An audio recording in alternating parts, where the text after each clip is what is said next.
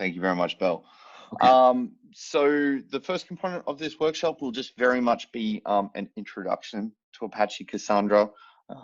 In this, we will look to cover a little bit of the history, and I think looking at the history of where and how and why Apache Cassandra arose, gives really good context about where and when you should use it. We'll look at some of the benefits or the core benefits that Cassandra brings. And then we'll start to dig into a little bit around what the Cassandra architecture looks like, how it relates to the CAP theorem, and some of the use cases that we generally see. So from a historical perspective, databases and working with data tends to kind of, or has followed a bit of a path, right? So during the 1980s, we very much lived in the time of mainframes. Subsequently, we're going from mainframes to mini computers, microcomputers, personal PCs, that kind of thing. And as folk started to work within those, they needed a way to organize and store data, right? And that's where we started to see, things like DBase kind of come out.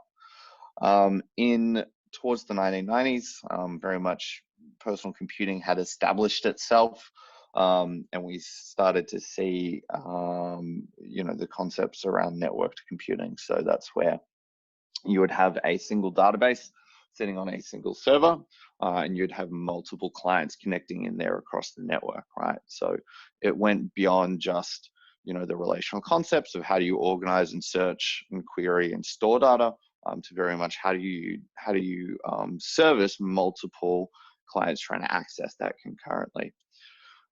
Moving on, kind of beyond that, we started to kind of very much get into, I guess, the popularized concept around, big data, right? And that really, as a broader concept, kicked off as, the web started to grow, as the volume of users being served started to grow, as e-commerce started to grow. Now, having said all that, there's definitely a number of industries that were dealing with huge volumes of data kind of before that all started to happen. Certainly oil and gas exploration, certainly, weather forecasting and that kind of thing. But in terms of, entering the popular zeitgeist and being something that developers all over the world really had to deal with, it was that kind of first boom in web traffic and how do we deal with more data than what could conceivably fit on a single server. And during the time, a lot of the answer was really to throw money at the problem. A lot of those earlier database vendors, such as Oracle, DB2, that kind of thing, they had very much these proprietary implementations or potentially hardware-based solutions where, really it was, hey, let's just throw money at this problem.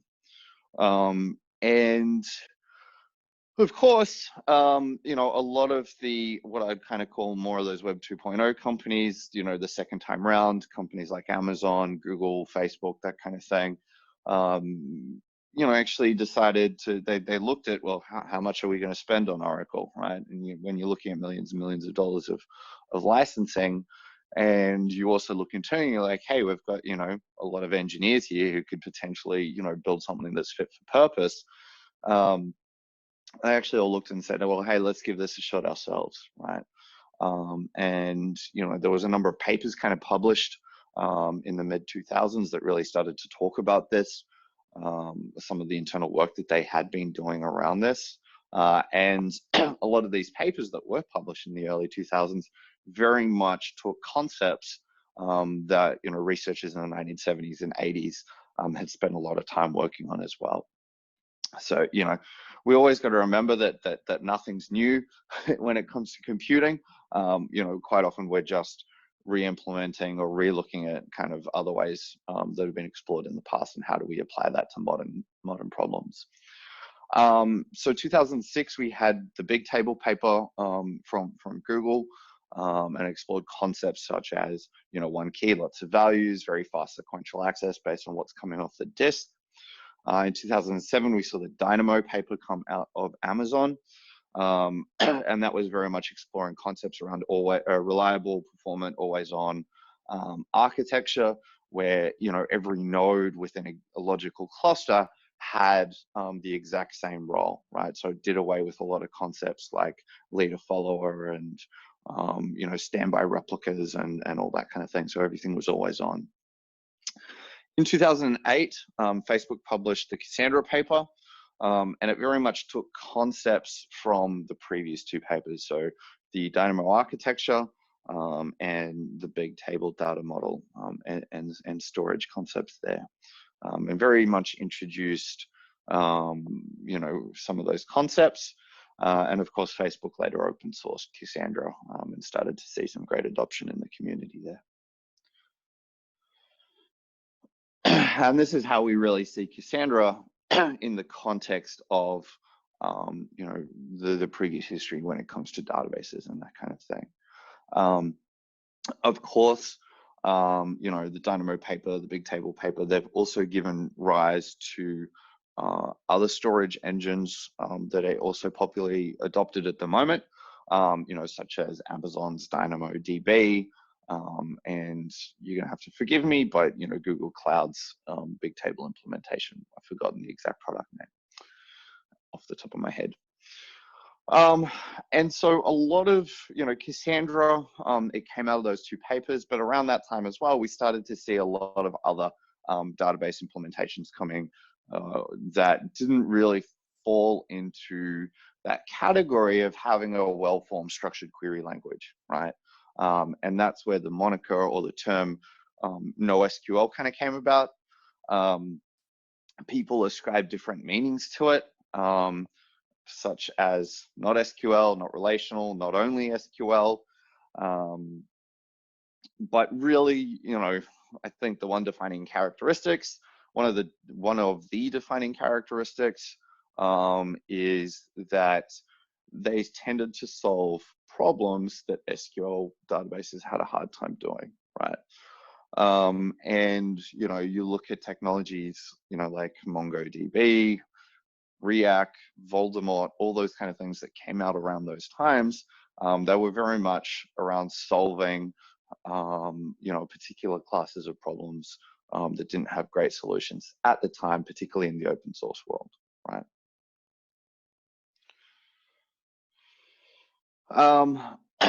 Certainly one thing to keep in mind, and NoSQL doesn't mean it's necessarily better than a relational database.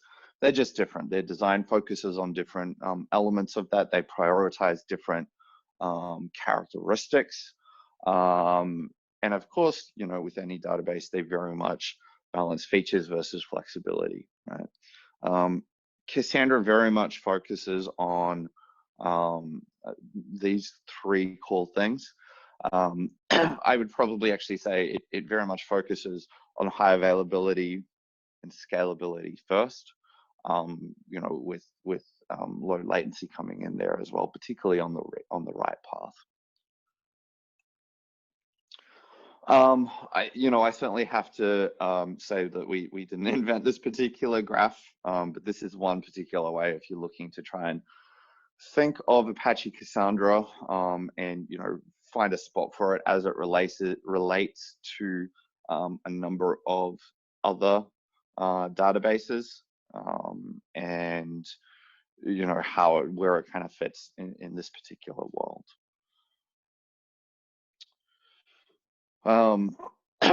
In the NoSQL land, you can certainly organize it, based on how you store data, so whether and how you query it, right? So whether it's a key value based data store, graph, column, or document, and how that all kind of relates to each other there. So when it comes to Apache Cassandra, what kind of makes it interesting? What's the thing that really allowed it to grow in popularity, and why did it solve a number of very key problems, particularly when it comes to scalability and availability, right? So it comes down to its core Dynamo architecture, and that's really around all servers, all nodes, they have the same role.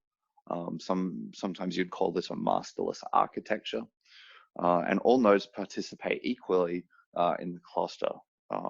It's very much a shared nothing approach. You don't have explicit logical role-based dependencies. You certainly do have dependencies on other nodes for replicas, but in terms of those logical role definitions, it's definitely a shared nothing approach.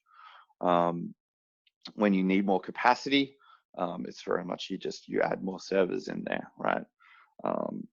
And the same role that certainly leads itself to built-in redundancy, and we'll explore some of those concepts in depth a little bit further on here. So the benefits to this particular approach, it gives you linear scalability, right? So what that means is if the size of the cluster, the number of resources, the more resources you add to that cluster, performance will go up correspondingly. So if I have a cluster of say 21 nodes, and then I increase that to 42 nodes, I should see a doubling in throughput capacity associated with that particular cluster. And again, we'll get into to the math and the architecture of why and how that works, so you can see how that scalability approach actually works. The second benefit to this particular masterless architecture that Cassandra takes is it's very much highly available, right? There's no single point of failure. Cassandra bakes in replication and the replication of data, particularly around geographical concepts, so between data centers, between racks, between availability zones, between regions, however you want to do it. That's baked in as a first-class concept. That's something that you have to deal with as a developer when you're defining schemas, when you're defining queries, how that all works. And by doing so, you get great high availability, right? So you can lose an entire data center, you can lose an entire rack, and with a well-architected, well-configured approach, your applications just kind of keep on performing.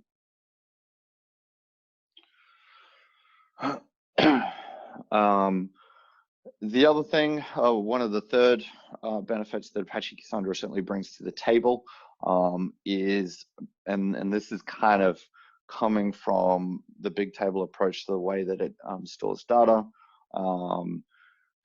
which allows it to serve very, very low latency writes. And we can see that with a number of very well published benchmarks that a number of companies have done.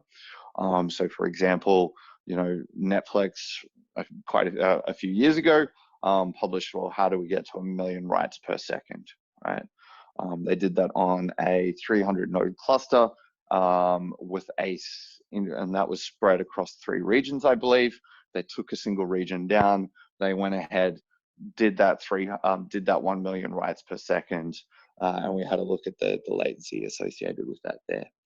Now, the really exciting thing about this is, of course, these latency figures are, they just keep going down as Apache Cassandra gets better and better, which is an awesome thing to kind of see there. The other thing that this approach takes, where you've kind of got this masterless architecture, is it allows you actually to very much deploy on commodity hardware, right? So because Cassandra is highly resilient to failure, so nodes can go down, regions can go down, racks can go down. You're no longer constrained by needing to buy and deploy on enterprise grade hardware, right? Because the data layer itself can sustain and cope with those failures. So it dramatically lowers associated costs, and it means that it's very easy to deploy on commodity hardware, to deploy on virtual machines, wherever you might want to kind of take this. So Cassandra is a distributed hash table. So what that means is there's a certain concept of ownership of the data being stored. So that's how Cassandra divides data up. That's how it kind of allocates stuff around the logical cluster. So instead of having different logical roles, where servers serve different things, each server will own a proportion of the data space, and that's done as calculated from a distributed hash table, right?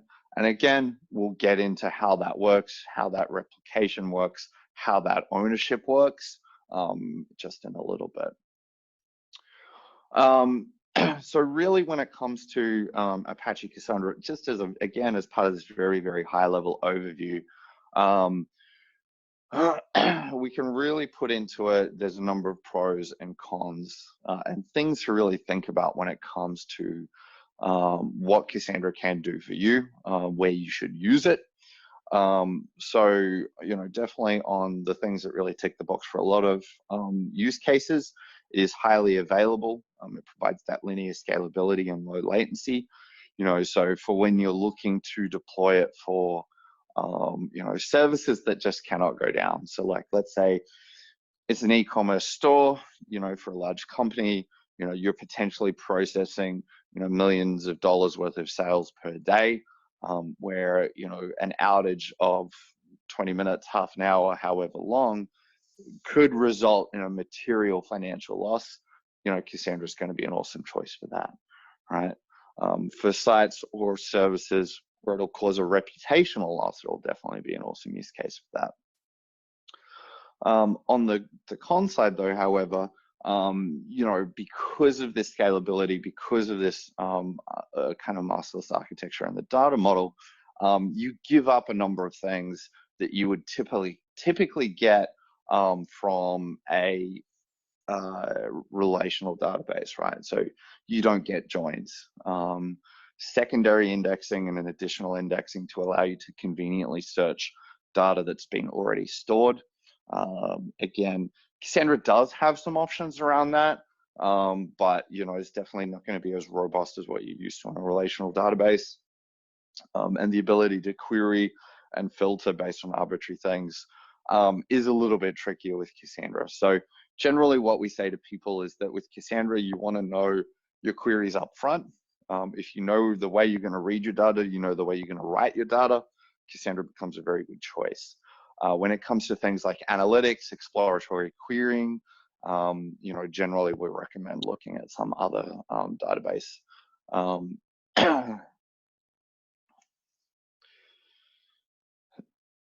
On the performance side of things with Cassandra, writes are very cheap because, again, under the hood, we're leveraging, that big table approach to storing data. And, the concept around that is kind of a merge structured log tree. And so, that allows you to very quickly write to disk. It ends up flushing those writes to the disk without any need to go and update data that's already been written or persisted previously. The flip side to that is on the read path. Cassandra, depending on how you structure your data, how you model it, and things like compaction, Cassandra might need to look at a number of different places on disk before it serves a single read, right? So when we come back to that, when we talk a little bit more around the read and write path, you'll be able to see behind the scenes why writes are cheap and why reads tend to be a little bit more expensive. Now, of course, this is all relative. So, we're talking about order of magnitude, well, sorry, not order of magnitude. We're talking about a difference of, maybe a millisecond or two between those, right? So again, it's going to be based on what your use case is, what your tolerance for latency is, what your service level obligations are. But, as a good general rule of thumb, writes are a little bit cheaper than reads when it comes to Apache Cassandra. As I kind of hinted at before, there are some key differences when it comes to Cassandra and the data model and the way you think about your queries. So when it comes to doing data modeling with a relational database, you're very much building a model that reflects relationships, right? So you'll be looking at your entity modeling diagram. You'll be looking at, concepts around You know, if I have a particular concept, say around like, you know, a person, they may own, you know, a number of items, and I'm going to model my table like that. Whereas when we look at Cassandra, we understand that writes and disk space are cheap, reads are slightly more expensive. So what we end up doing is we optimize our data model for the read path, right? So we look at how am I going to read that data from Cassandra to serve it back to the client. And what that means is that I might actually end up denormalizing that data model that I typically build for a relational database. And you know, I'll end up storing data in a number of different tables in order to serve the read back to the client, right? So that's kind of a bit of some of the key differences that we see in the data model design approach. And again, this really comes from the fact that we're kind of restricted around what we can do with the data model and the query language. By giving those up, of course, you do get the benefits of high availability. Cassandra does have some, what I would call almost relational concepts. Cassandra doesn't really have what I would call like a full ACID compliant transaction. It does, however, provide what are called lightweight transactions or basic transactions that give some of the guarantees that a relational database would. And they can be quite useful for solving particular challenges. But again, you know, generally we need to be aware of the limitations associated with those, and we can get into those a little bit later.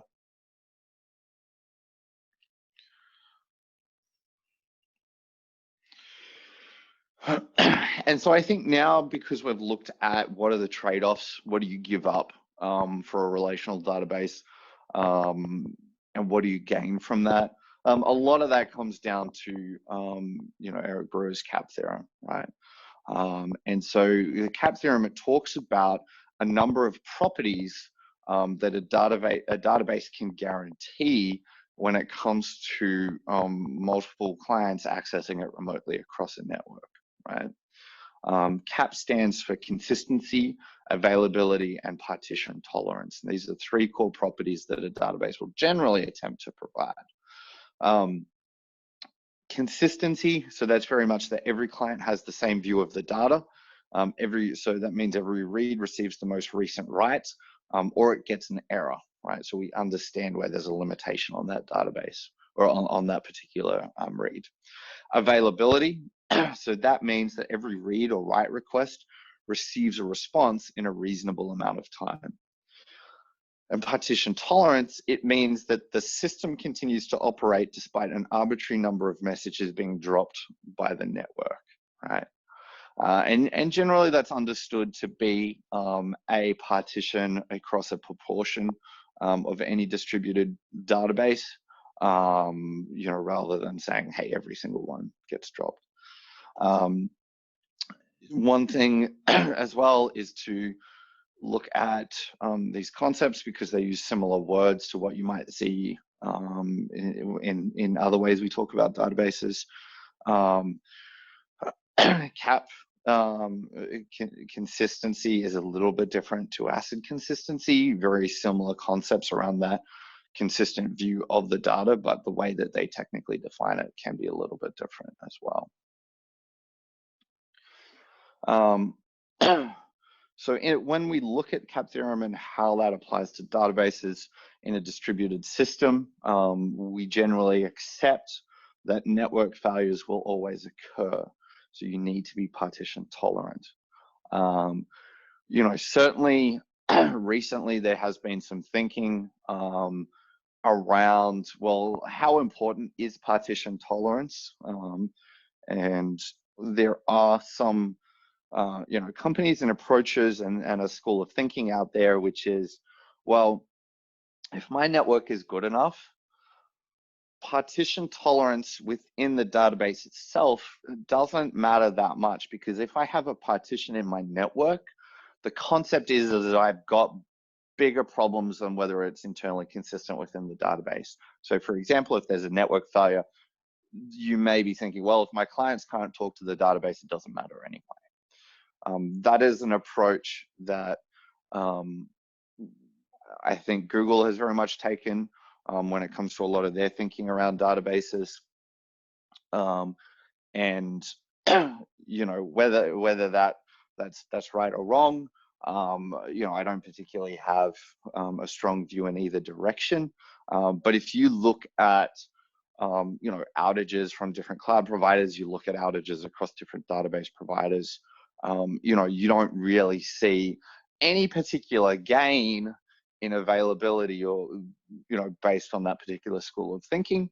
The flip side is you don't really see a reduction in availability as well. And I think, you know, the argument that, hey, by taking a different approach, it allows you to provide different guarantees with their databases. So it's definitely a very interesting school of thought to pursue. Moving on from that little sidetrack, with cap theorem, you generally are only able to choose two of those properties, or able to meet or guarantee two of those properties. I believe it's proven that you cannot get all of them. And within that, you generally choose between a consistent and partition intolerant, so a CP, or an AP system, right? Having a CA system tends not to make a ton of sense, but you know, they're the two elements you see most databases fall into. In fact, you do also have a number of databases that will only provide a guarantee around one of these, right? So you know, particularly when it comes to like the way they've implemented certain things, so that is certainly possible. With Apache Cassandra, it brings in this concept of tunable consistency.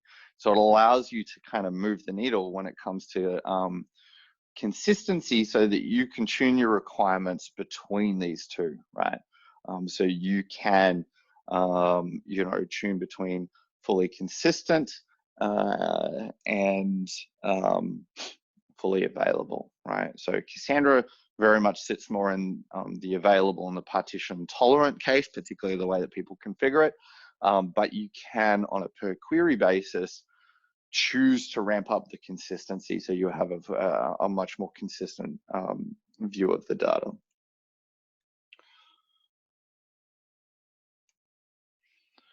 So in terms of the use cases we see with Apache Cassandra, we see it deployed across a huge range of industries, a huge range of use cases.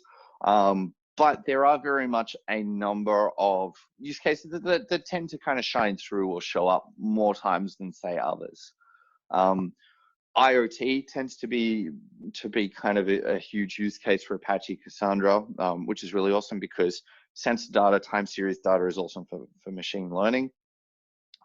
So for those of you that are out there looking at building a machine learning pipeline across time series data, Cassandra can be a very, very powerful database to use with that particular respect. And so you'll tend to see it within, you know, organizations that have to do both. And that comes from a number of things, and it's really due to Cassandra's high data ingestion rate. IoT-based use cases, time series-based use cases tend to be very high volume writes with a much lower volume of reads. And of course, the big table data model under the hood, you know, makes that easier to work with. And then also things like global web apps, product catalogs, you know, customer 360, personalization use cases, we see a lot of those as well. The one thing that I think is always very, very useful to talk about when it comes to database design and database choices is to actually have a concept or an understanding of when shouldn't you use something, right?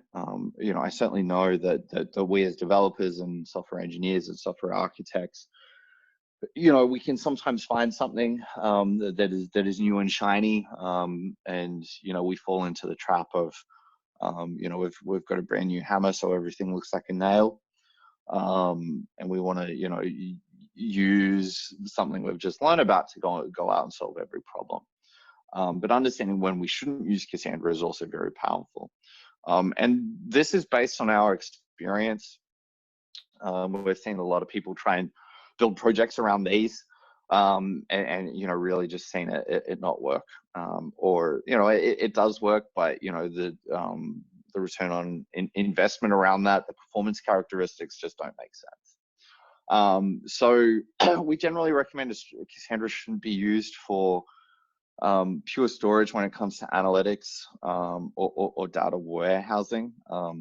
Generally, the approach that works best for that is, when it comes to Apache Cassandra, is to use Cassandra to serve that real-time workload, and then have some sort of ETL process to get data out of Cassandra and go store it somewhere else that has a much better fit. So, you know, a great example of this is, you know, on the cloud, you know, if you're doing machine learning, or if you're doing batch processing, or, you know, large scale analytics, grab that data out of Cassandra using ETL, and then go store it in, you know, say Amazon S3, in a Parquet format, for example.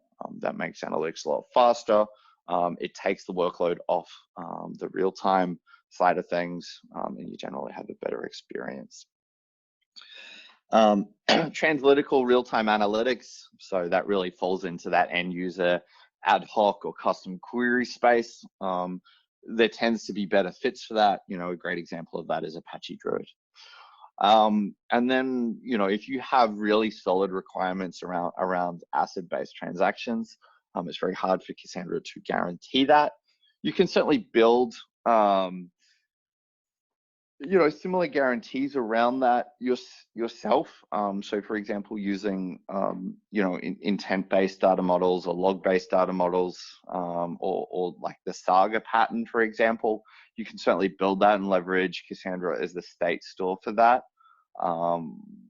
But you know, again, that's a lot of work you're going to end up having to do, and you know, it's really only suitable for high-scale systems. So when there's solid ACID requirements, we generally look at other solutions.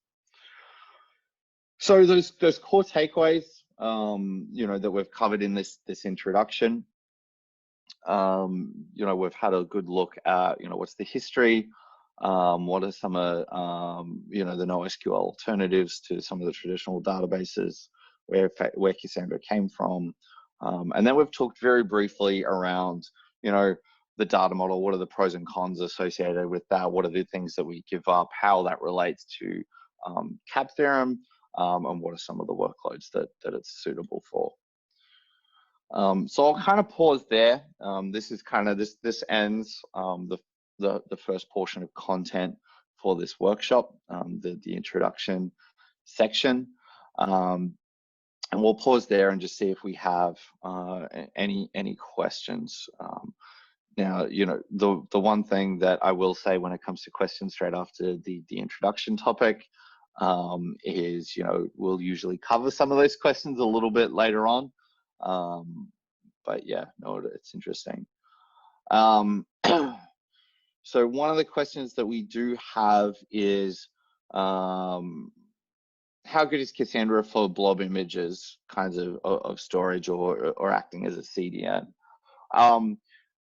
I generally say that Cassandra falls into the same category, or the same set of guidance as any other transactional-based data store, when it comes to storing large objects or large binary blobs. And you know, generally the advice is, don't do it, don't do that. Transactional databases tend to be very much for small values. Having said that, you can certainly build capability to store large blobs, you know, but then within Cassandra, and you know, I've seen people build Hadoop file system implementations on top of Cassandra, you know, and all sorts of bits and pieces there. So it is doable, but there's certainly better, easier solutions out there. From the CDN side of that, Cassandra's replication may sound like that's a really, really good fit for that.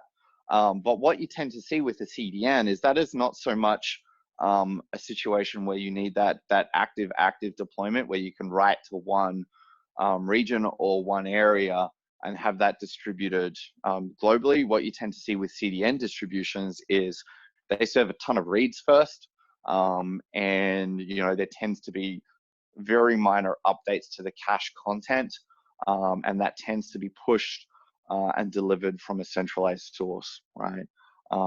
So certainly the availability side seems to match up on first inspection, but when it comes to, the read and write workload and the distribution workload and the way that you distribute data, I think on the CDN side, you tend to have a better chance doing other things or looking at other technologies there.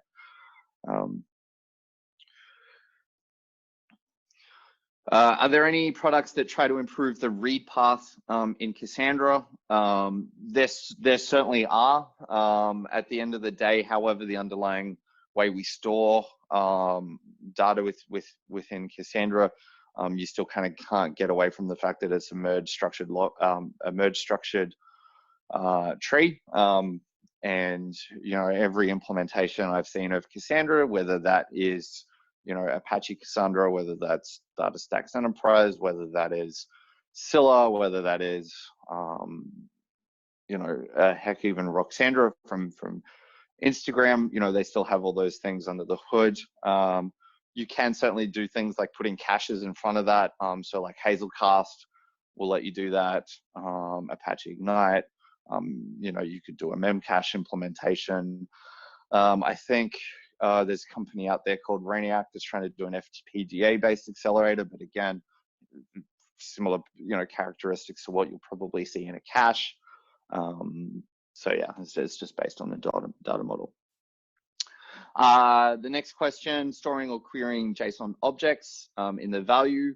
Yes, Cassandra does support JSON. I would say it certainly isn't, the same level of robust support in which you'll see from, say, MongoDB, but you can certainly grab a JSON object and persist that pretty easily using Cassandra, and you don't need to do the transforms yourself. The next question, this will probably be the last question before I get into the next component of the workshop. Does Cassandra support hybrid, so kind of edge plus cloud architecture in terms of an IoT application? So Cassandra certainly is really, really well suited for hybrid environments. However, we tend to see it more deployed in what I would call, more of a hybrid when you think about like on-premise versus the cloud, right? So we tend to see Cassandra deployed when it comes to, hey, I'm on premise, I've got 3 or 4 private data centers, and then I want to get out to the cloud, right? And put it into a number of cloud regions. Edge, when it comes to IoT, if you're looking to be in, hundreds of points of presence, for say a 5G rollout or whatever that might be, I wouldn't be necessarily deploying Cassandra for that case, because again, those points of presence, when you're dealing with hundreds of data centers when it comes to Cassandra, there's a number of overheads that probably make it not an amazing fit. But certainly when it comes to hybrid in terms of, private versus public cloud, or, on-prem, or even multi-cloud, it's a really, really great fit. So we do have one more question, but we might jump into the next set of slides, which is looking at Cassandra architecture. So if you'll just bear with me for one second, we'll get there. Well, I try and find my next set of slides.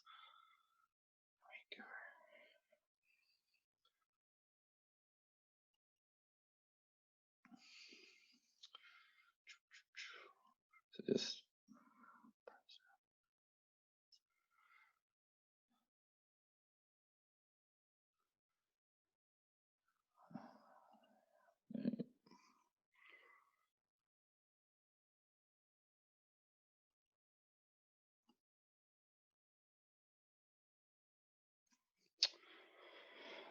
alrighty, everyone should now be able to see my screen again. And we'll start to get into a little bit of Apache Cassandra architecture.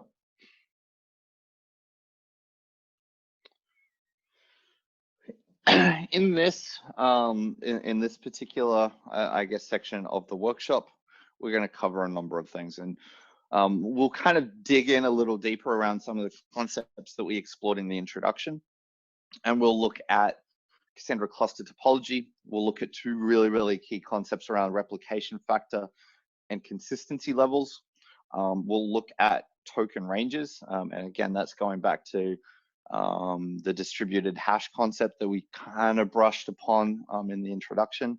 We'll look at the concept of a coordinator, and how the coordinator can be a single node for a given read or write, but it's a shared concept across the cluster. And then we'll look at how do you get strong consistency within Cassandra. So if we look at a 1,000-foot view of a Cassandra cluster, we're going to look at a number of core concepts here, right? So Cassandra, it has the concept of a cluster, which is a single logical collection of nodes all working together with the same shared schema. Every node within a single logical cluster should be able to talk to any other node and transit to that node via the network, right? So irrespective of which data center it's in, irrespective of which rack it's in, every node in a single logical cluster needs to be able to talk to every other node, ignoring network partitions and that kind of thing. This is just in standard operations. The next concept is a data center. You don't have to define data centers when you deploy Cassandra. Well, you do, but you can certainly just ignore that concept and put everything in a single data center if you wish to. But the data center is one of the basic building blocks of availability when it comes to Apache Cassandra. So, for any robust production deployment, where you are looking at either a single or multiple data centers, you will be defining your key space, your schema, and you will be defining, which tables get replicated to which data center. So again, Cassandra will understand which data center you should be replicating certain key spaces or certain tables to, right? Within a data center, you have another concept called a rack, right? Now, a rack, when it comes to Apache Cassandra, it's telling Cassandra about the way in which nodes might fail altogether within a single logical data center, right? So if you think about this from a typical or traditional data center perspective, like I'm talking about the physical data center, not a Cassandra logical data center. If you think about a physical data center, a big building that looks like a warehouse, has a bunch of power and a bunch of network going into it, you would typically define that one building as a data center within Cassandra. So every server, every node that's within that building, you would assign to a given data center within Apache Cassandra. Within that data center, servers or nodes, and we can use that term interchangeably in this particular slide, they will be deployed into racks, right? So a rack is a giant metal cabinet where you put servers in. The interesting thing about a rack is they often have a shared set of resources across the server or across the nodes within that. Those shared resources tend to be it may be a power supply or a power delivery unit, and it will be a top of rack switch, right? And this is we're talking about very traditional basic data centers, right? We won't go into some of the newer ways that hyperscalers deploy architecture. But in a traditional data center, those servers in a rack have a shared dependency on power and network, particularly two components in that, the switch and the power delivery unit, right? So by defining which servers are in a specific rack, you're actually telling Apache Cassandra that these may all fail at the same time, right? And it gives Cassandra enough information to be smart around the way that it places data. And then, of course, you've got a node, right? And a node is, it generally aligns to a single server. Doesn't have to, particularly when you look at virtualization and containers. but it is a single logical running instance or running process of Apache Cassandra. So, you know, it's the thing that you start up. It's the thing that's running on a single JVM, right? As I mentioned before, if we want to think about a traditional data center, this is the way you go and do that, right? So you've got your cluster, this dark blue box here, which unfortunately didn't get labeled. That's the data center. And then we've got the rack, and you've got each node in there. In the cloud, we can also take these same concepts and map them directly to kind of more cloud native concepts, right? So what we can do is we can say the region that we're deployed in is our data center, right? So if you're going to go think in AWS terminology, US East 1 could be a single data center. US West 1 will be another data center, right? Then for our rack concept, each one of these regions within AWS has what's called an availability zone, right? So that's Amazon saying to you, within an availability zone is something that may fail all at once, right? Again, very similar concept to rack. So what we'll do is within Cassandra, we will say our rack is logically equivalent to an availability zone. A term I really, really like to use to broadly describe the rack concept, particularly when we're either talking about a traditional data center or in the cloud, is a fault domain, right? It's a thing that is likely to fail all at once. And of course, taking these concepts, you know, I've talked about how it applies in just a pure traditional data center environment. I've talked about how it applies in a pure cloud, different cloud concept. And you can deploy Cassandra across those. You can have hybrid deployments. You can have multi-cloud deployments. But the other interesting use case, and this is kind of not an intent of the design, but it's something that kind of is a consequence of the design that Cassandra has taken, is you can actually use these concepts around data centers to provide workload isolation. And that comes from the fact that, and we'll get into this a little bit later on, is you can actually isolate your queries to only talk to specific nodes within a given data center, right? So you can say, hey, only the nodes in, say, DC1 should serve this particular read request.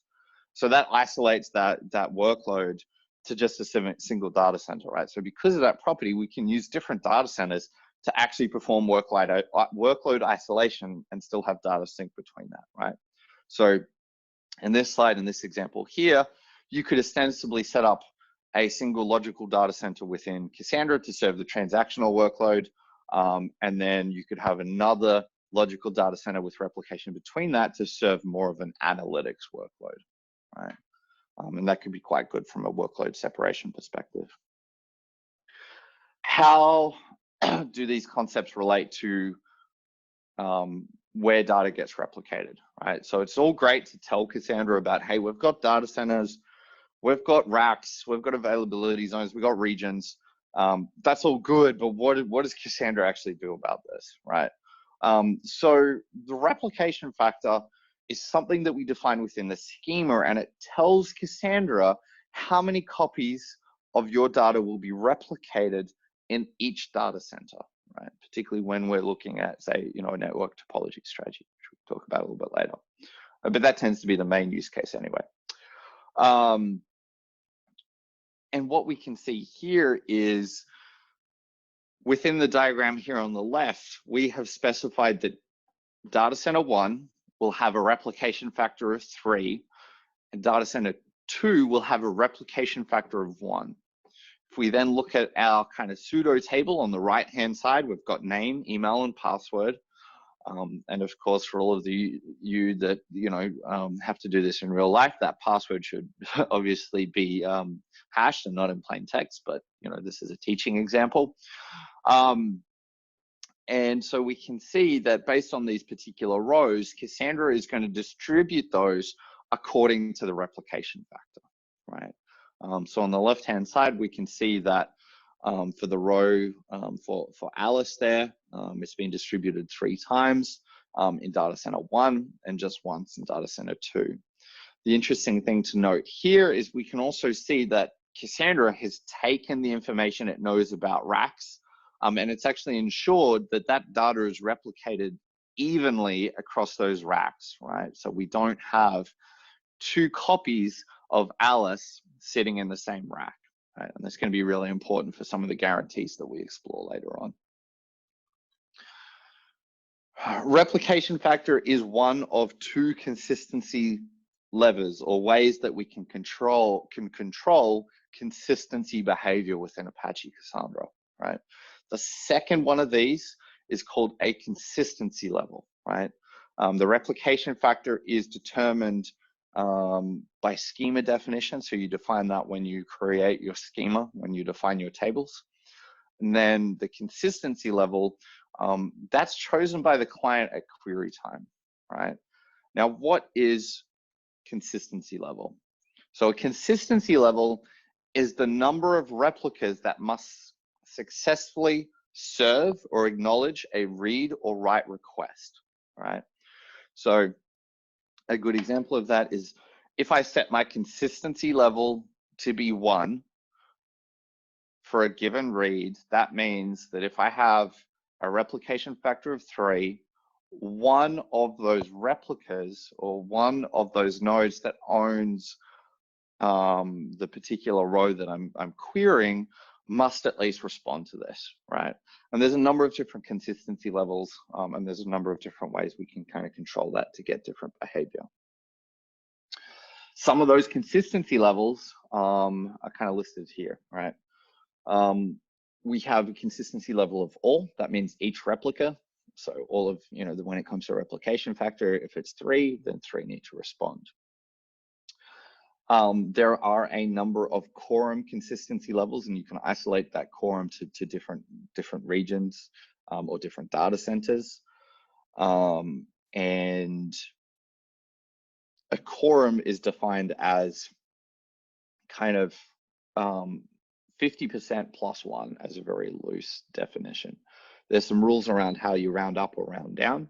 So it tends to be 50%, the floor of that, so rounding down, and then plus 1. So if we have a replication factor of 3, and we want to take a quorum of that replication factor, we divide that in half, we get 1.5, round that down to 1, to a nice even 1, and then we add 1 to that and we get 2 out of 3, right? So it's a really nice way to reason or to have an easily defined consistency level that always includes a majority of nodes.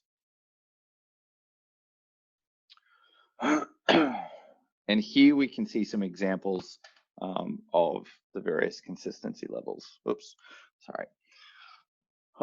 And if we look at each one of these, we can start to reason about what happens to our queries when we experience certain failures, right? So if we look at the partition for Charlie here, can we satisfy a read if DC2 is down, right? So for example, a consistency level of 1, 2, or 3 will most likely succeed. Consistency level of all will fail because we're not able to get an answer from the node in data center 2. So hashing, this is kind of, this is a very important concept now that we've covered consistency levels and replication factors, because we've talked about how Cassandra is a masterless architecture. Every node has the same role. We've talked about how Cassandra replicates data, but we then come across this problem of how do we know where in the cluster a given key resides, right? So which node is responsible for a given key, or which set of replicas is responsible for a given key? Because again, if we go back to our example here, particularly if we look at data center 2, or any one of these data centers, for example, there are some nodes that don't own the key for Alice, right? They simply don't have it on that. So how does a client know which node to talk to or send a request to, right? And this comes down to the concept of hashing, right? Cassandra is fundamentally a distributed hash table or a hash map. You can almost think of it as a distributed map of sorted maps, and we'll kind of get to that in a little bit. But before we get into that, what is a hash function? So a hash function, for the purposes of this explanation, a hash function is any function that can be used to map data of an arbitrary size to fixed value size. There are some other very, very core properties that that particular description leaves out, is that hash functions the output of a hash function will differ wildly, even if the input changes by a single bit or a single byte, right? Robust hash functions, again, because you are taking, you're inputting data of an arbitrary size and you're producing a mapping to a fixed value size, and that fixed value size tends to be a lot smaller. You can, of course, get collisions, hash collisions, but generally, per input value, each hash should be fairly or relatively unique. Cassandra uses a murmur3 hash by default. It's just a particular hashing algorithm that it uses. Right? So what happens then is we can use the concept of a hash to start to build a partitioning scheme, right? Let's take a particular hash mechanism. So we can hash a value and it will output a number between 1 to 9, right?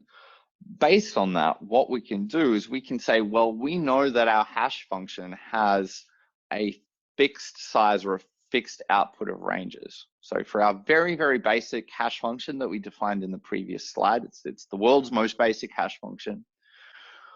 What we can do is we can then say, well, we're actually going to say that each one of the nodes in our cluster will own a portion of that hash's output range, right? So we know that our hash will output a value. So whichever value you put into it, it'll output a number between 1 to 9, right? So we can take that and we can say, all right, node 1, it's going to own the outputs from 1 through to 3. Node 2 will own 4 to 6, and node 3 will own 7 to 9, right? And so using this consistent hashing mechanism, all of a sudden, we have actually created a way of figuring out ownership and figuring out which node has a particular value based on a mathematical function that needs to have no prior knowledge of what's happened in that cluster. So let's look at a practical example here. We're going to take our really, really basic hashing function, and we're going to hash the value Alice, right? And if we think back to our previous slides here, this is actually one of the rows that we've got here. So that's the name Alice, right? So, that's the value we're going to hash. We're going to decide that name is the value in which we're going to use to allocate partitions. And we're going to hash the value Alice. Our hash function spits out the number 6, and we can go, great. We can put that row on node 3 because node 3 owns the values 7 to 9. We're then going to hash another value. We're going to hash Bob, right? So that's that was the second row on that particular table. This consistent hash function will spit out the number 1. Perfect. We're then going to go and place that row on node 1. And then if we ever need to go and read that, so like, let's say we then want to look up the value for Bob, we then just say, so if we have a select statement, which is like, hey, get me the email address for Bob, we then hash Bob and we go get again, because it's a consistent hash, it's going to be the same every single time. And we get 1 off the back of that. And as a client, we know which nodes own which proportion of the hash space. And we go, oh, great, that's 1. That's going to be node 1.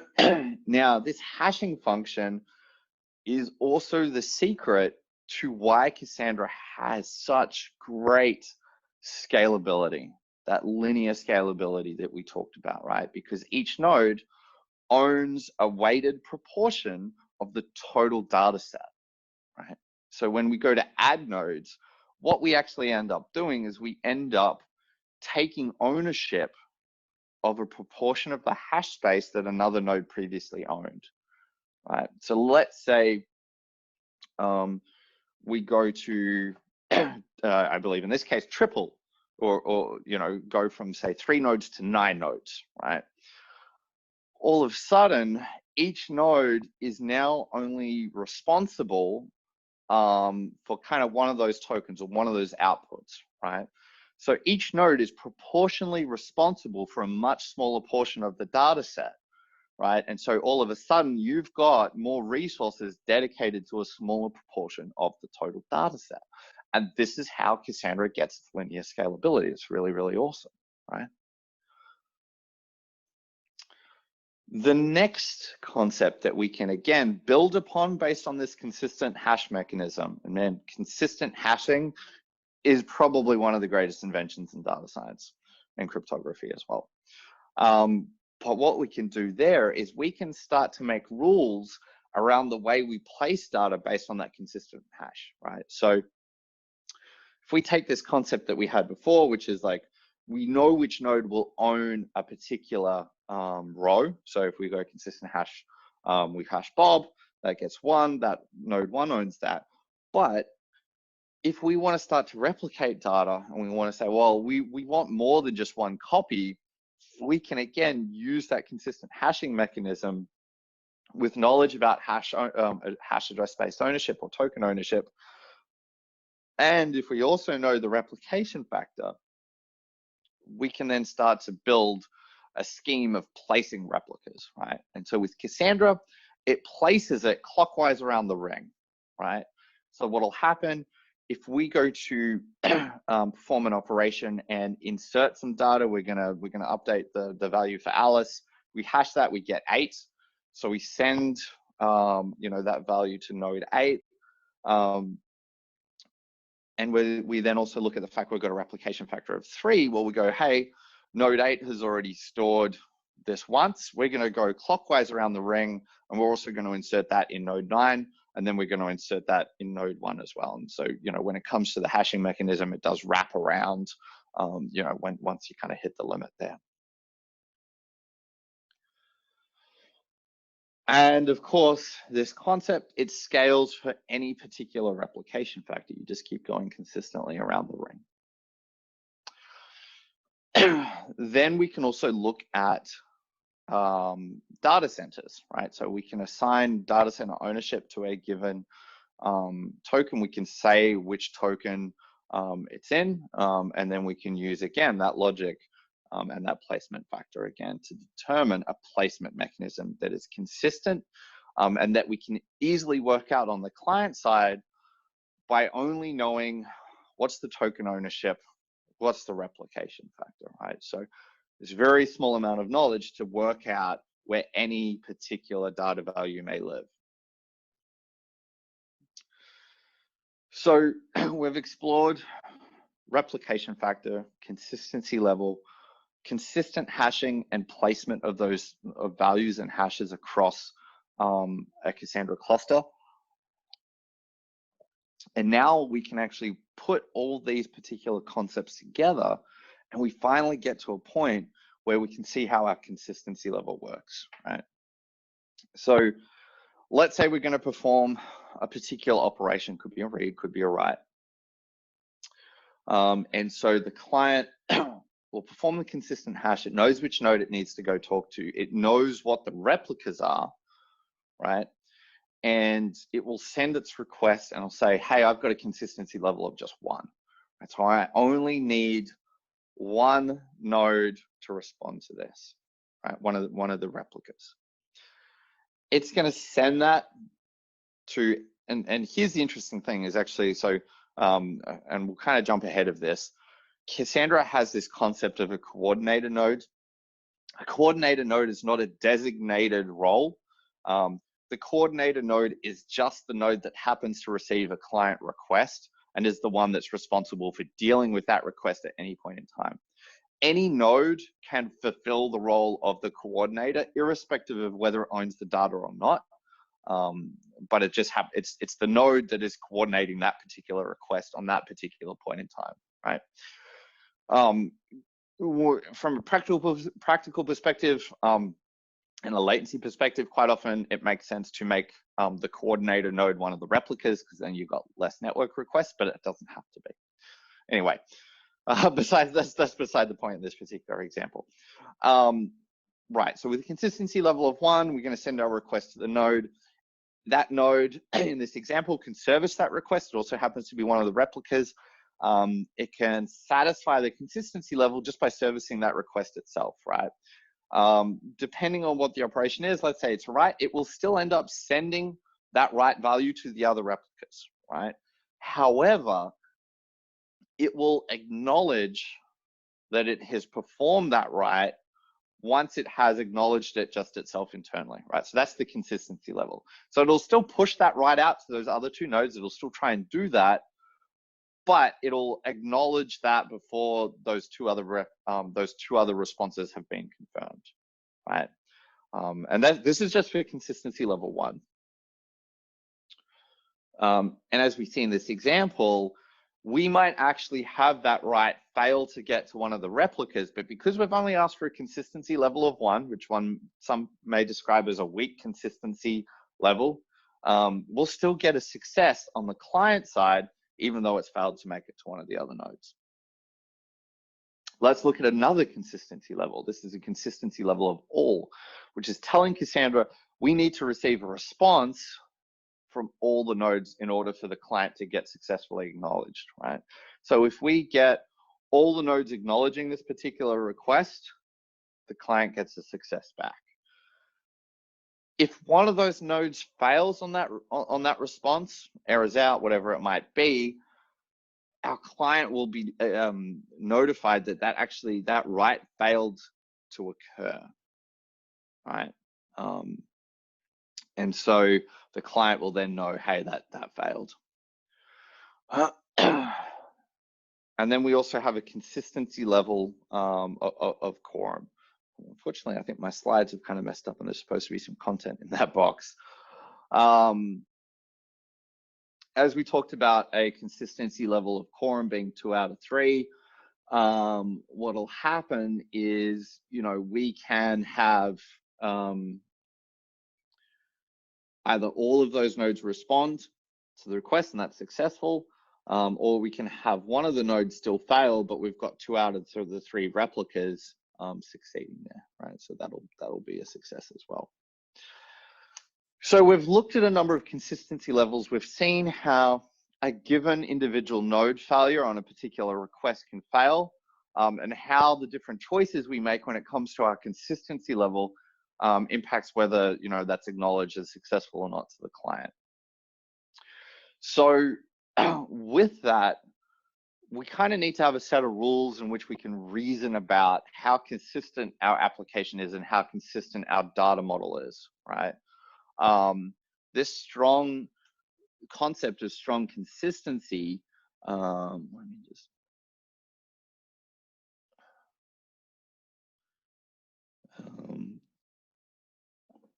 I just want to confirm, can everyone see video? We're getting some reports that not everyone can see video. If you just want to reply in the webinar chat, if you do, okay. Okay, it looks like we're all good. So yeah, so strong consistency. So we need a set of rules to reason about how consistent our data is, given that we've got some consistency levels that can return a success, even though one of the replicas may not actually have a copy of that data, right? And this is where we introduce the concept of strong consistency. So strong consistency is defined as the consistency level, so the number of replicas for your read, plus the number of replicas for your specified write needs to be greater than your replication factor, right? What that means, or what that's kind of, I guess, a formulaic or mathematical way of saying is that you must always have an overlap, right? You must always have an overlap between your reads and your writes in terms of, the coverage on the replicas, right? So, for example, here, if we look at the left-hand side, and we're performing our writes with a consistency level of all. we're guaranteed that all of the replicas will have it, so we can then perform our reads with a consistency level of 1, and we will always have a strongly consistent view of our data, right? Because 3 plus 1 is 4, so it's greater than 3. On the right-hand side, and this is where quorum math becomes really, really powerful, is if we perform a write at quorum, so that becomes 2 out of the 3, and then we perform a read at quorum, again, that's 2 out of 3, so that's you know, we add those together, we get 4, that's greater than 3. But practically what we can see is that with quorum, there will always be guaranteed to be at least one replica that participated in a write that ends up serving a read, right? So we'll always, even if we have, for example, a node that misses a particular write, because it'll be 2 out of the 3, the other node will have been guaranteed to receive that particular write, and the coordinator node will resolve that consistency issue based on last write wins, and it'll then serve a consistent view of the data. Cassandra's also smart enough, it'll have a background consistency mechanism that'll kick off and go, hey, I've noticed that this other node is out of sync, and it'll kick off a read repair mechanism, which won't impact, at least won't impact it dramatically, but it's something that's kind of asynchronous and in the background to that particular read or write. So the key takeaways that we've kind of done from looking at the Cassandra architecture, and you know, this is kind of, it was a bit of a heavy section, a heavy slide deck in terms of content, but once you really understand these core factors with the Apache Cassandra from an architectural perspective, these are the main concepts, right? You know, other than a little bit of stuff around data model, these are fundamentally the core concepts of Cassandra. And this is why it has such great scalability, such great high availability, and really taking these concepts and applying those to the problems that you have will give you a lot of power, right? So when it comes to Apache Cassandra, keep these particular terms in mind: the cluster, the data center, the rack, the node. Those are the particular units we talk about. This is how we reason about data placement. Replication factor. It's really, really important to understand how that behaves. From a practical perspective, though, generally people will only ever pick 2 replication factors on a per data center basis. That'll be a replication factor of 3. So that means you can still be strongly consistent and have a node go down within your data center and you will be fine. The other one is a replication factor of 5, right? That means you can have 2 nodes in a given data center go down and still be strongly consistent. Why would you do 5 versus 3? Well, with 5, you can say have your operations team or your team performing some sort of maintenance operation on a Cassandra node. You can take it down, I don't know, do whatever you need to do on that particular node, but you can also still have another node go down while you're performing that maintenance operation and still be strongly consistent.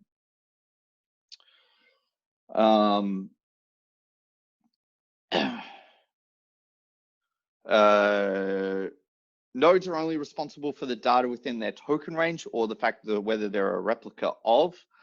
That's really, really important to remember. You've got a bunch of different consistency levels. In practice, we see most people just leveraging quorum or local quorum, to be honest. And we kind of didn't really touch on this, but one of the implications of consistency level is the more replicas you need to talk to or you need to wait for an acknowledgement, the higher your latency will be. Your latency will always be that of the worst case response, right? So the stronger your consistency is, the higher your latency is. So that's an important trade-off to just keep in mind. We didn't really touch on that, but you know, it is certainly something to keep in mind. Awesome. So we'll pause there and we'll see if anyone had any questions from the group here. So if you just bear with me, I'm just going to have a quick drink of water. So the first question was, similar to Kafka, is there a retention policy defined in Cassandra? Yes, there very much is. We'll talk a little bit about that when we come to data modeling. But Cassandra very much has the concept of TTLs, or time to live. So you can assign a TTL to a value either when you go to write that, or you can also define table-wide TTLs or default TTLs. So you can very much control the retention around data there. Let me just read this.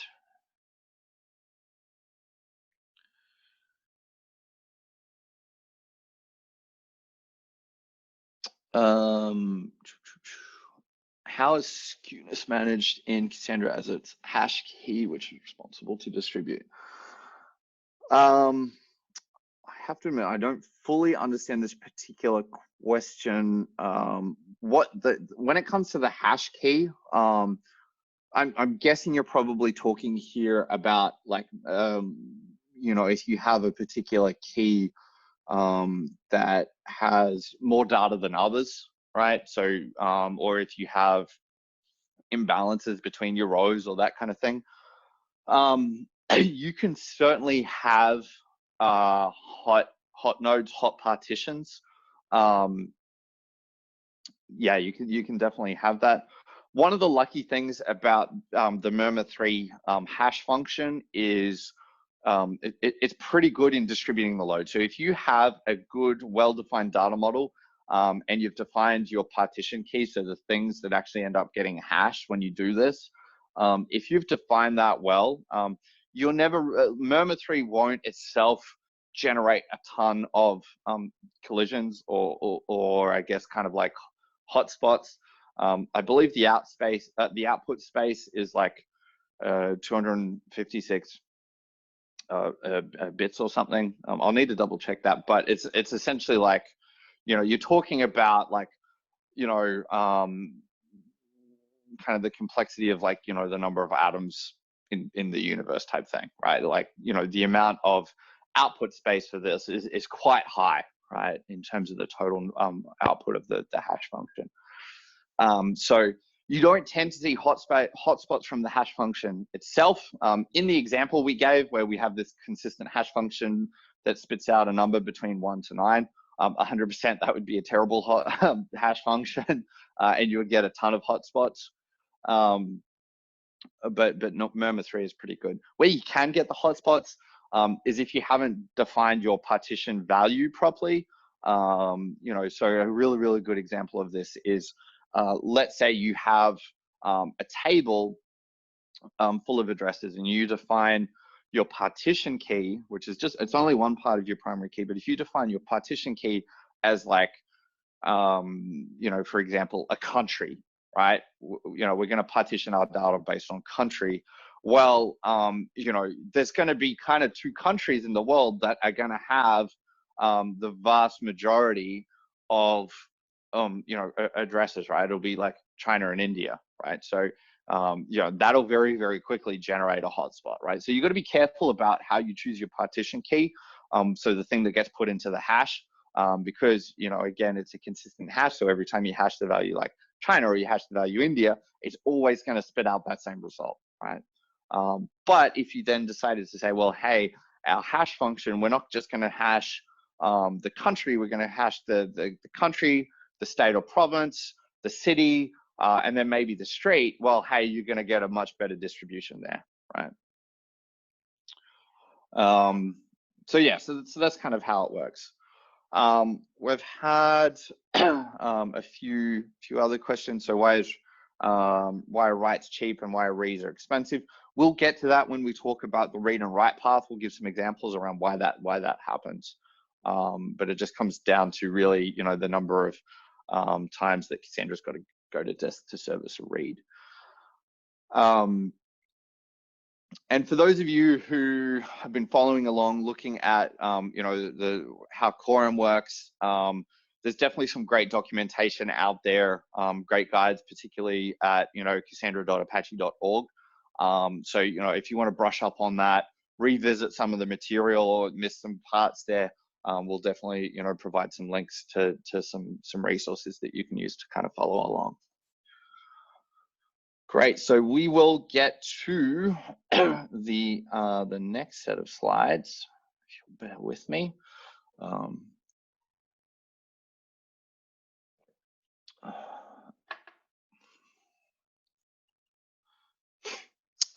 So what we'll do is, I think, based on some of the questions and based on what we've covered a lot today, I think we talked about potentially in the agenda, looking at, some of the tasks to manage a Cassandra cluster. I think it might actually be more useful to look at how the read and write path works with Apache Cassandra. I think that's going to be a little bit more useful, and we can talk about some of the management tasks towards the end if we get enough time.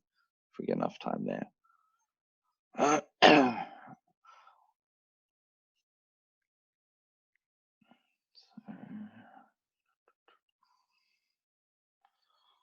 Oops.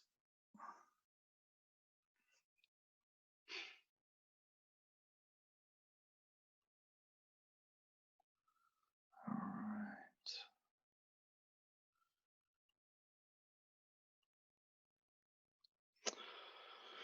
right. Okay, you should all be able to see my screen now.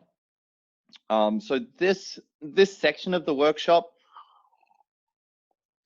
it's going to get a little bit technical. We're going to get a little bit into the database internals, but I think this is really, really important. So one of the things that we typically see with any particular database, and when you're working with databases or data models in production, is that once you start to scale and get more than, say, just a few users, or more than just a few records, or however you're measuring utilization of your data store or of your project or whatever that might be, is you tend to get to a point where you as a developer, you as an engineer, you as an architect need to have an understanding of the way that your database kind of behaves under the hood, right? And this is true for relational databases. This is true for document stores, graph stores, Cassandra, Mongo, MySQL, Postgres, whatever that might be, is that as you tend to scale up and throw more load at your database, you need to kind of have some understandings of the way it works under the hood. And you often end up changing your data model, the way your client behaves based on this, right? And the term I really, really like when it comes to this is this concept of mechanical sympathy, right? So you as a developer or an architect or an engineer, you need to sometimes make design trade-offs or design choices that may not be perfect from a data model, or may not be perfect from a logical perspective, to fit into the way that your database behaves under the hood. And this is true of any particular database, this concept of mechanical sympathy, or building or operating or working with the database in a way that best fits the way it operates under the hood, or the way that it works internally. This is, and again, as I said, this is true of any database, but I think it is more so true of Cassandra. There's a few reasons for that. One, the data model is very simple. Some of the concepts are very simple, so the underlying performance characteristics really tend to shine through. It's also a database written in Java, which brings a whole host of challenges, but it is certainly very good at letting you know when you're doing the wrong thing, because of some of the performance impacts associated with that. But that's a kind of a side point. So in this particular topic, in this section, we are going to cover how Cassandra writes data. We're going to cover how Cassandra stores data, and how Cassandra reads data. And hopefully we'll touch on some of the critical internal Cassandra systems. One thing I will say is that we're going to try, this will be a high-level overview of Cassandra. Cassandra has also been a database that has been around for, I think, coming up on 11 or 12 years now. So some of the things we talk about may not apply to the version you're used to working with. It may not apply to the previous versions. It may not apply to future coming versions. The content in the slide is fairly up to date when it comes to Cassandra 3.0 or the 3.11 path or branch, which is, these are the most recent supported versions. Not a lot has changed. Like all the high-level concepts will still apply, but there may be some terminology that has changed. There may be some internals that have changed a little bit.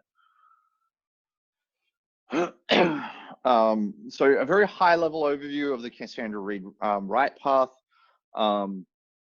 As we've previously covered, we'll just skip over this pretty quickly, but tunable consistency levels. Cassandra can be eventually consistent. Writes are replicated based on the replication factor. Reads are distributed based on that as well.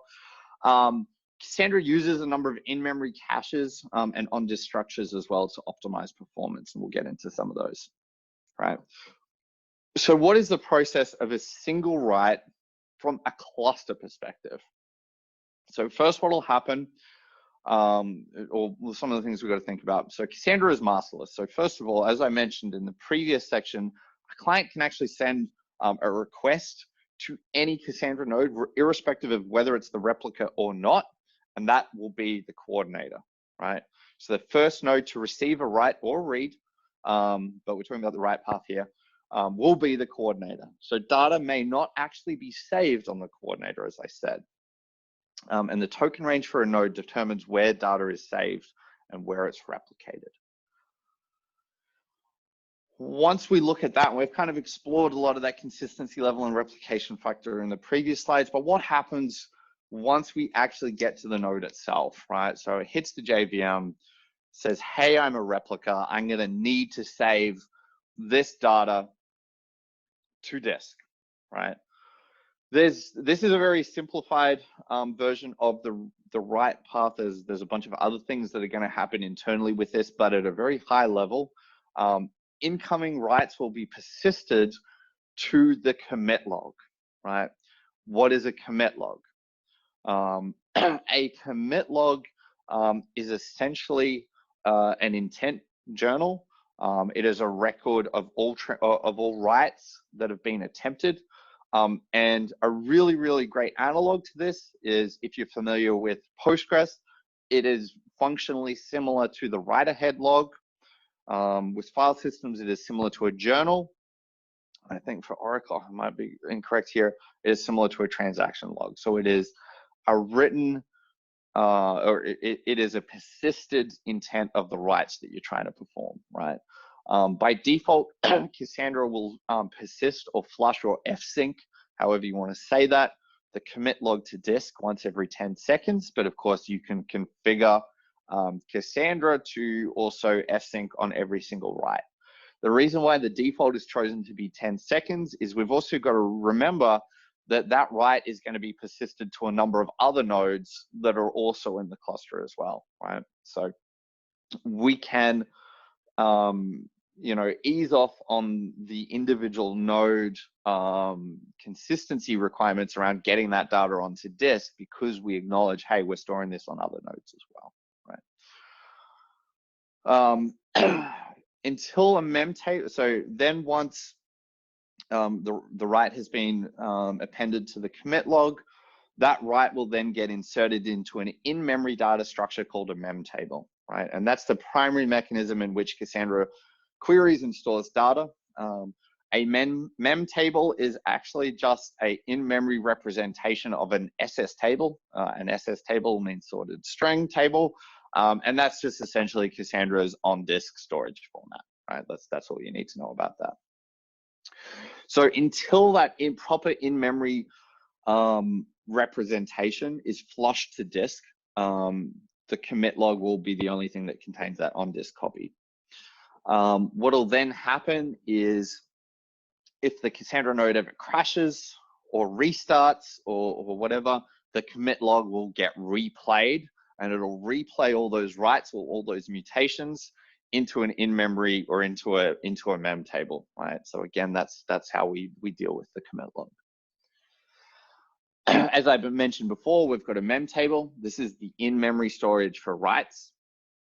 All writes go to the mem table after being written to the commit log, right? It stores the writes in order, so they get appended to that mem table in order. And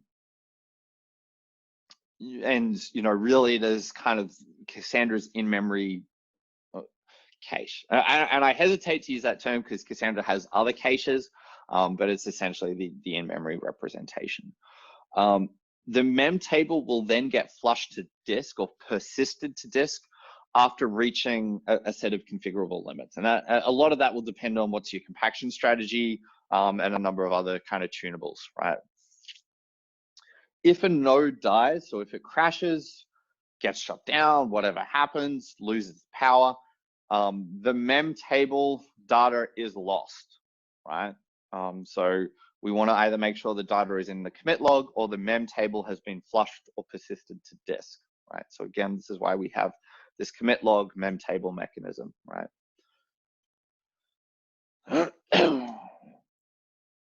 So the in-memory components versus the on-disk components, right? So Cassandra has a number of what I would call in-memory storage mechanisms. You have the key cache. So this provides a way of storing the partition or I think it's just the partition keys. I'll need to double check that, to be honest. The partition keys that have most recently been read or written to, and quick pointers to where they live either in memory or on disk. We've got mem tables, which we've already covered. We've got a row cache, which is caching the full rows. So again, we can play with that and we can serve any reads out of the row cache as well, so we don't have to go to disk. And then we also have a number of things that make accessing the data on disk a lot faster, right? So we have things like partition summaries and Bloom filters, which help or speed up looking for data that's been flushed to disk as an SS table. And then on disk, we've got our commit log, we've got our partition index, which is kind of like an on-disk lookup to the SS table. And then we've got the SS tables themselves. So we've mentioned this SS table a number of times. What is one, right? An SS table, it stands for a sorted string table. They're all sorted based on key order. So an SS table, it is an immutable file that stores Cassandra on disk. Once an SS table has been persisted or written to disk, it can never be modified. It can be deleted, but it can never be modified, right? And so this immutability is actually a key concept, and we'll kind of get into why that makes sense in a little bit. They are generated whenever a mem table, so something sitting in memory, needs to be flushed to disk. They can be compressed, and then they undergo also what's called a regular compaction process, right? So we said that mem tables are never modified, but they can be deleted. One of the other things that can be happening is there's a background process in Cassandra called compaction, which will read two SS tables. It'll read those into memory, merge those together, and then it'll write a brand new SS table based on the merged contents of those two SS tables, and then it'll delete the two input ones as well. There's a number of reasons why we want to do that, and we'll kind of get into that in a little bit. In fact, the next slide. So as I said, compaction, it merges multiple SS tables into one. It allows us to do a number of things. So it allows us to free up disk space, remove data that has been marked for deletion. It can also make read queries more efficient. And there's a bunch of different compaction strategies and configurations. Because it is reading and writing data for disk, it obviously does use resources, and the strategy or the way in which we compact files will have some impact on why that happens. So let's cover the read path, and I think that'll illustrate the purpose or why compaction can be quite important. So what is the process of a single read? So let's kind of drill down a little bit into this. It starts at the client. The client will send a request. It hits coordinator, which checks the token range to find the node owning the replica. The client can also do this as well, which is, ideally when the coordinator was selected by the driver, also being a replica. The replica node, so the node that actually owns the data, will start doing a number of things. It starts by checking mem tables, then it'll check the row cache if it is enabled. And if it's not in the mem table or it needs to go to disk, it'll then start using its in-memory Bloom filters to figure out which SS tables are actually, or have the components of the read that it needs, and then it'll also check the key cache. If it's not in any of these caches, Cassandra will need to read through or look through partition summaries and the indexes to locate the data on disk. So what is the partition summary? It contains a sample of data from the partition index. So the partition index is the thing on disk. The partition summary lives in memory. And so based on the sampling method, it's a lot easier or faster to search than the partition index. And of course, this is all tunable, so you can trade memory for performance. And of course, then the on disk is the partition index. So it's an index of all partitions mapped to an offset within the SS table. So we know how to, essentially tell Cassandra which block on the disk to go read, right?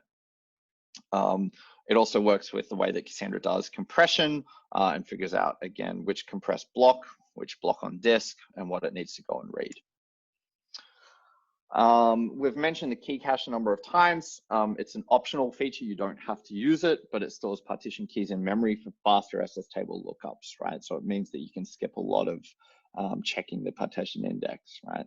Which, that's an additional disk seek, which can be, quite expensive. With any cache, it takes some time to warm up, and it always, usually improves read performance pretty substantially, particularly for multiple reads. The row cache, so this is, again, it's an optional feature that pulls entire partitions into memory. So it's not just saving where it's located on disk. It's actually allowing Cassandra to serve the entire read from memory. It does work well for particular use cases. Large partition caches may frequently get invalidated, which can impact performance. It's always really hard to give general advice when it comes to caching because it's so workload dependent. We generally find that for the row cache, it ends up being better to just disable it and to assign more memory to key caches. But again, it's really going to depend on your workload there. The Bloom filter.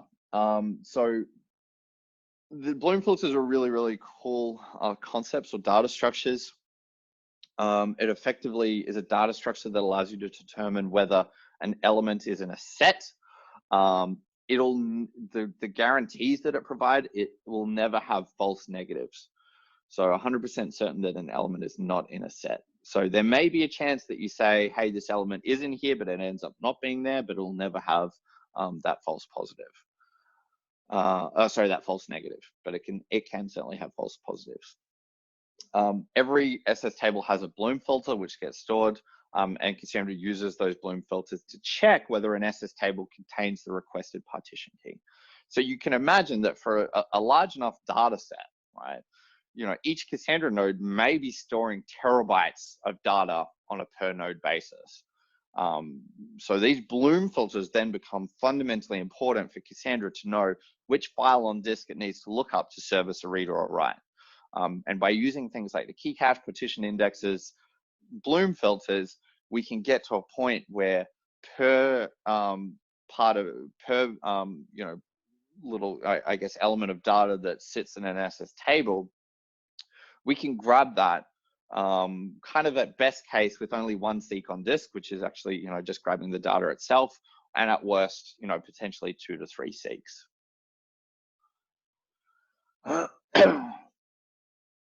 So writes go to disk in the commit log and in memory. Mem tables are flushed to disk, creating SS tables. Reads go through caches, then onto disk. And we've covered a number of topics there. One thing I do, unfortunately, the slide deck didn't really cover super clearly, is the way that we actually read data from from SS tables, right? So one of the things that can happen, and quite often happens, is what happens if I have a single row that I'm updating over a period of time, right? So we know that Cassandra when we write data, it writes it to the commit log. That's all good. It then appends it to a mem table. Once that mem table reaches a certain size, it gets flushed to disk, right? So let's say we update a particular row. If we go back to our previous example about, Alice, Bob, and Charlie, and we write Alice's record first, right, which has got her email address. That ends up in that whole partition ends up in a single SS table because we're doing it at once. Sorry, a single mem table gets flushed and ends up in a single mem table. And then we write a whole bunch of other data, right? Then a whole bunch of other users get in there. We end up flushing that mem table to disk, right? Because it gets full, we reach our maximum, a whole bunch of users sign up, life's great. Then Alice comes along and goes, oh, I got to go update my email address, right? So we update the email address and then we've got to do an update into that particular table, right? Now, what will happen under the hood is we'll have a mutation to say, let's update, the record for Alice. That'll end up in a mem table, and then that mem table will eventually get flushed to disk. Now, we're suddenly in a situation where if we want to read the entire row for Alice, there's actually 2 SS tables on disk that have data associated with that. We've got the original record that we wrote, and then we've got the row fragment of the update for Alice's email address, right? So on the read path, what will happen is again, because they're in separate SS tables, remembering that SS tables are immutable, we can never modify them, right? So we can't go and look up the SS table on disk and then go and update that on disk. They end up in different SS tables, right? So on the read path, when Cassandra goes to service that read and we say, hey, Alice is logging in, get me the email address to check that, get me the password to check that.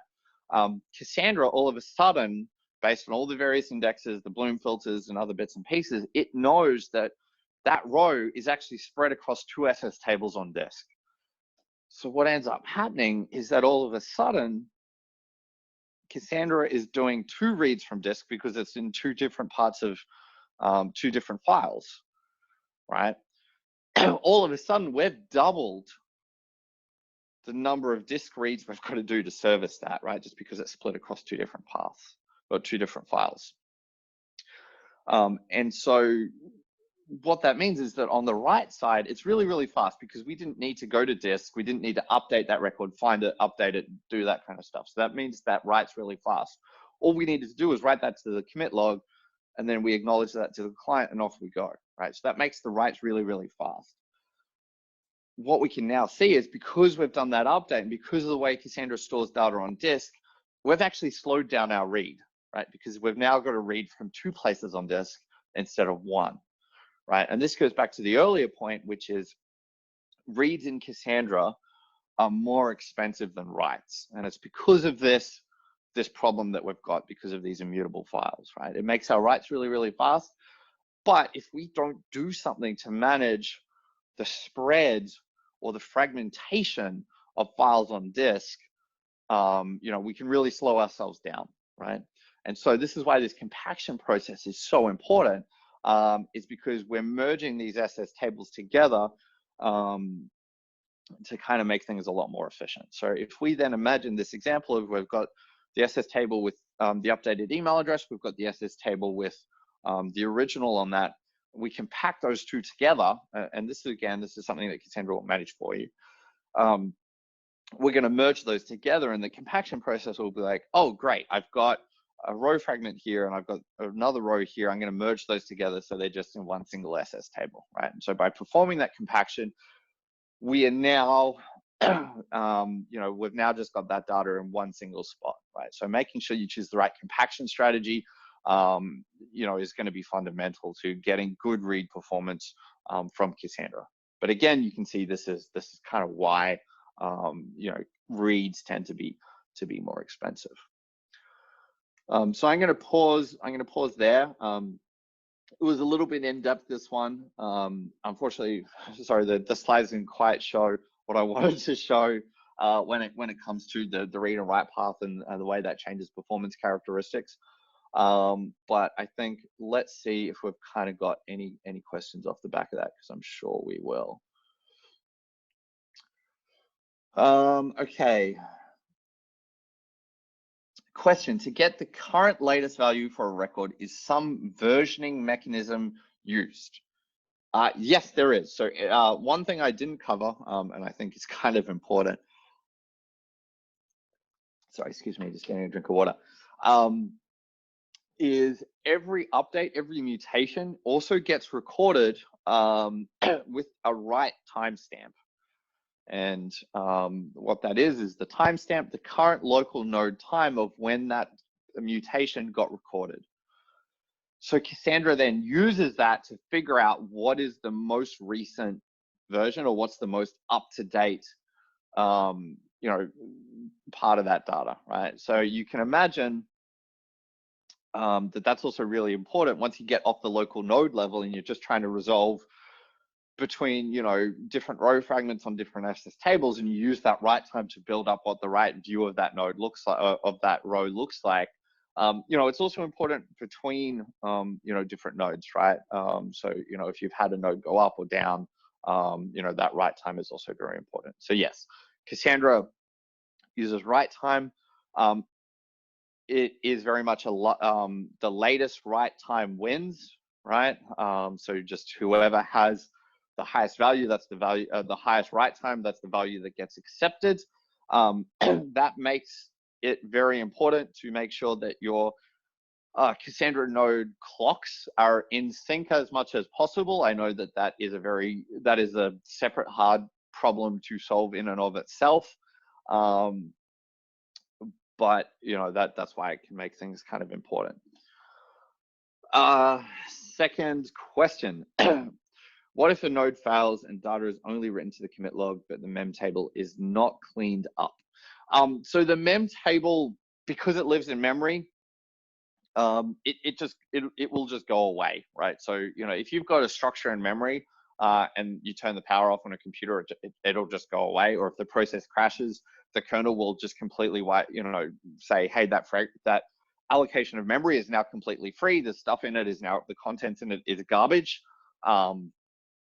So that mem table, it goes away. So the only two persistent mechanisms is the commit log and is the SS table on disk, right? So when you go to restart Cassandra, the mem table, it won't be around for it to kind of resume or to look at that. Next question. Is it ever possible that data updated with a consistency level of 1 with an RF of 3 gets lost without any node getting crashed? Generally, no. So if nodes are functioning fine, if you have a replication factor of 3 and if you update some data with a consistency level of 1, if the node that acknowledges that doesn't crash, that data will end up being persisted to disk, right? However, there are definitely some scenarios where if the node does crash, even after that acknowledgement, that data will get lost, right? So here's an example where I can think that can happen, right?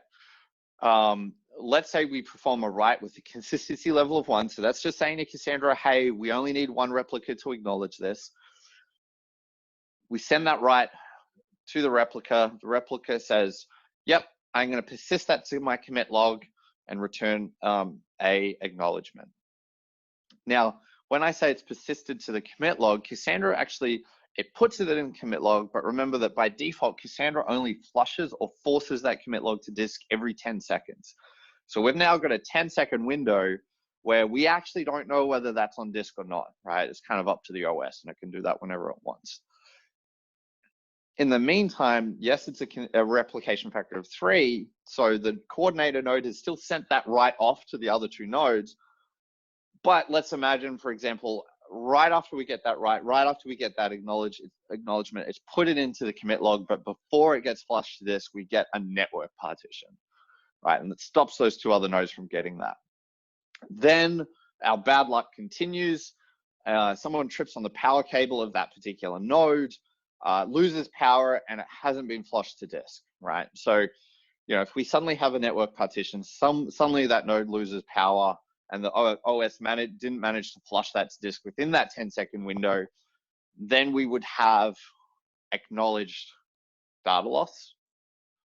But again, that's on a consistency level of 1. So it is, again, it's a weak consistency guarantee, combined with, a good amount of bad luck there, right? So you can certainly paint yourself into a corner with these kind of things. And so that's why it's really, really important to have a good understanding of the way that consistency works, the way replication factor works, and of course, the way that some of this stuff works under the hood, right? So understanding that by default in Cassandra, the commit log only flushes to disk or has a forced flush to disk every 10 seconds, right? So, if for whatever reason, I thought there was a solid business case why we should be doing things at a consistency level of all with a replication factor of 3, I'd probably evaluate being like, well, hey, maybe we should change that fsync timing or make that fsync on every write.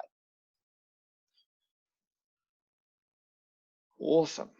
So I'll stop there, stop that slide share there. So what have we got as the local time there?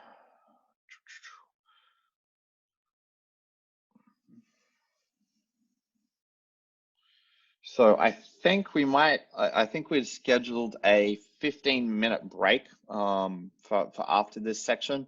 I know that we're only we're running a little bit behind.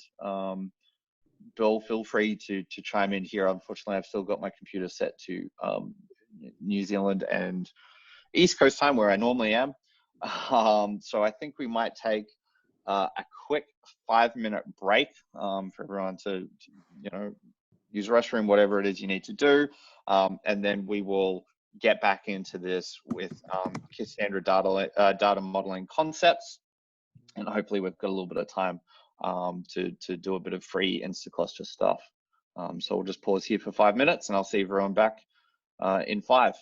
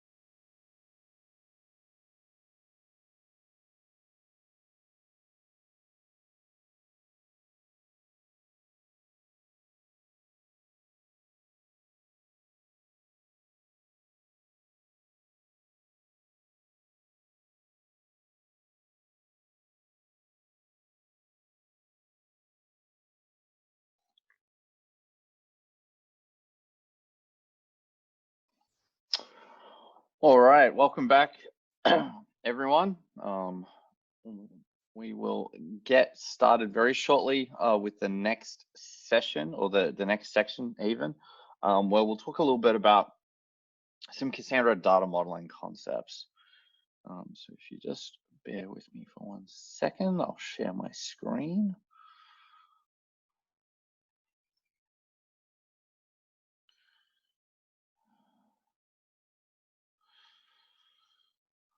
Okay, share that. All right, I hope everyone can see my screen now. So in this section, we'll talk a little bit about some data modeling basics. This is kind of, I guess, the final or the capstone to this very short introduction on Cassandra. I know that we have certainly breezed through a lot of these concepts, or gone very quickly through some of these concepts, and there can be a little bit of subtlety involved with the way these behave and the way it works and that kind of thing. So hopefully this gives you a good basis in which to get started with Cassandra. It's definitely not all exhaustive or all encompassing, but hopefully it kind of gives you a good taste and a good introduction to this stuff. That is equally true, or doubly true, I would say, of this data modeling basics that we're going to talk about or cover here. You know, you can kind of, you can put anything in Cassandra if you really want to, and you try hard enough and you work around all the bits and pieces. But you know, we're just going to really cover the basics here today. So the agenda here is we will cover some of the primitives that you need to work with when it comes to data models, so the way you define it. So we will talk about concepts like key spaces, tables, the Cassandra data types, and then we will cover the core concepts around a primary key and the two component portions of a primary key, which is a partitioning key and the clustering columns. And then we'll also look at some of the ways in which we can query data, right? We will revisit some of the concepts that we've covered over the last 2 hours. Repetition is always good, but with respect to time, we'll try and get through that as quickly as possible. So a Cassandra key space is a logical grouping of tables that share a number of core or key properties, right? And that's defined at the key space level.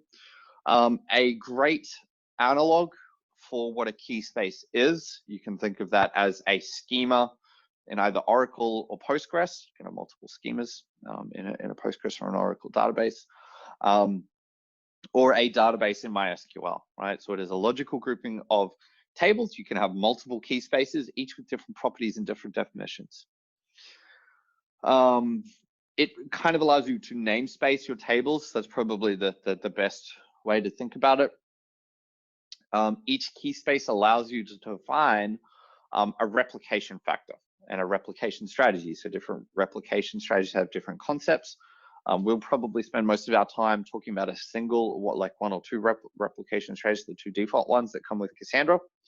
But they're defined at a key space level.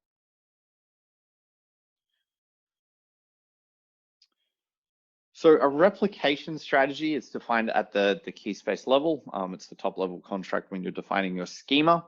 One thing I should point out as well is that when we define our key spaces and how they're replicated between different data centers, in this particular example, we could have a key space, one with a replication factor of 3 in one data center, a replication factor of 2 in another, and a replication factor of 0 in the third data center. Because the schema is shared across the entire logical cluster, the data center that it has no replicas defined in it based on the key space, it will still be aware of the schema for that key space, the table definitions. I believe you can even go and look at the data directory and you'll see directories for those tables in that key space. There just won't be anything in it. But it is that schema and the key space definition is shared across the entire cluster, right? irrespective of the replication factor.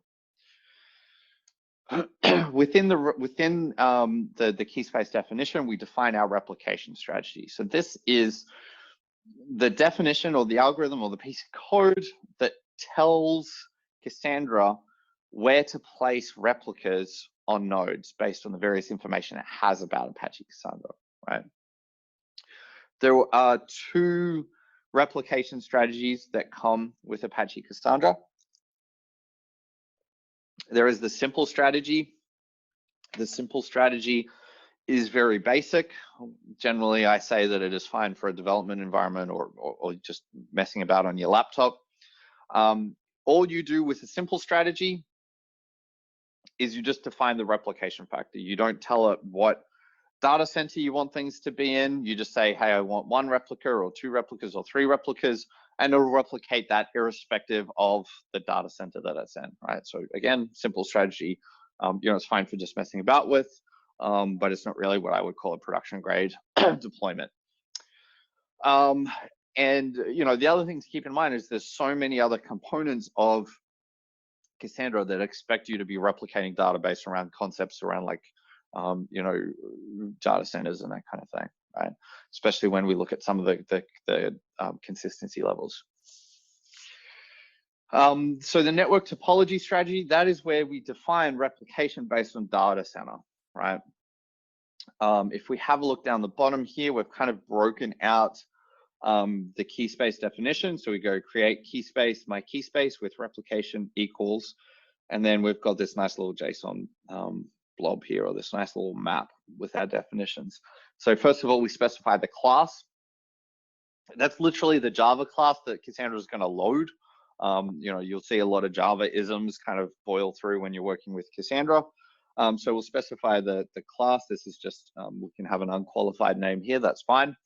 And then any other subsequent value is kind of the config parameters that get passed to that, right? And so here we've got a nice map of the data center names and the number of replicas we want within those particular data centers, right?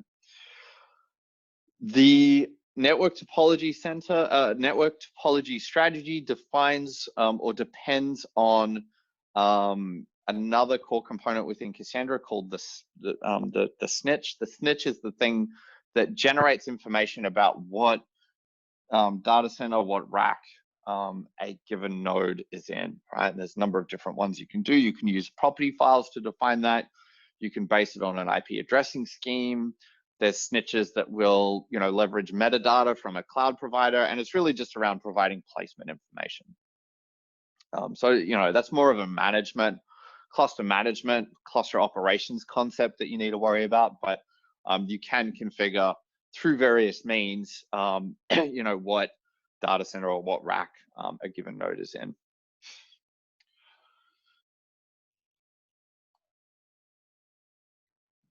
So we've explored what a key space is, what replication strategies are, how that works.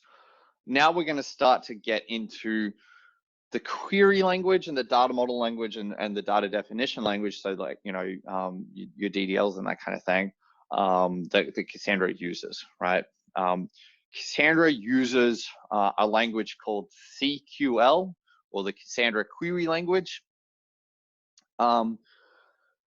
Unfortunately, CQL was designed and implemented and built so that it looked as similar as possible to SQL, but to be familiar, but it actually doesn't behave that particular way, right? So it's easier to pick up, but the underlying data model is different, and things might behave a little bit differently.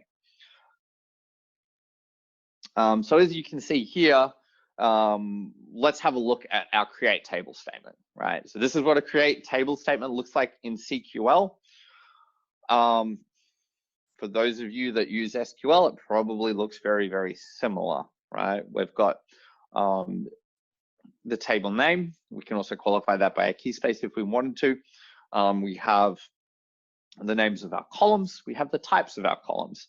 And then we also have a primary key definition, which we'll get to a little bit later.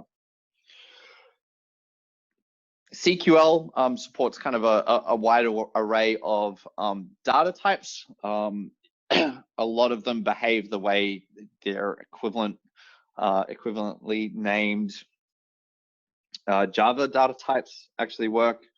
And we've also got a few kind of extra special ones.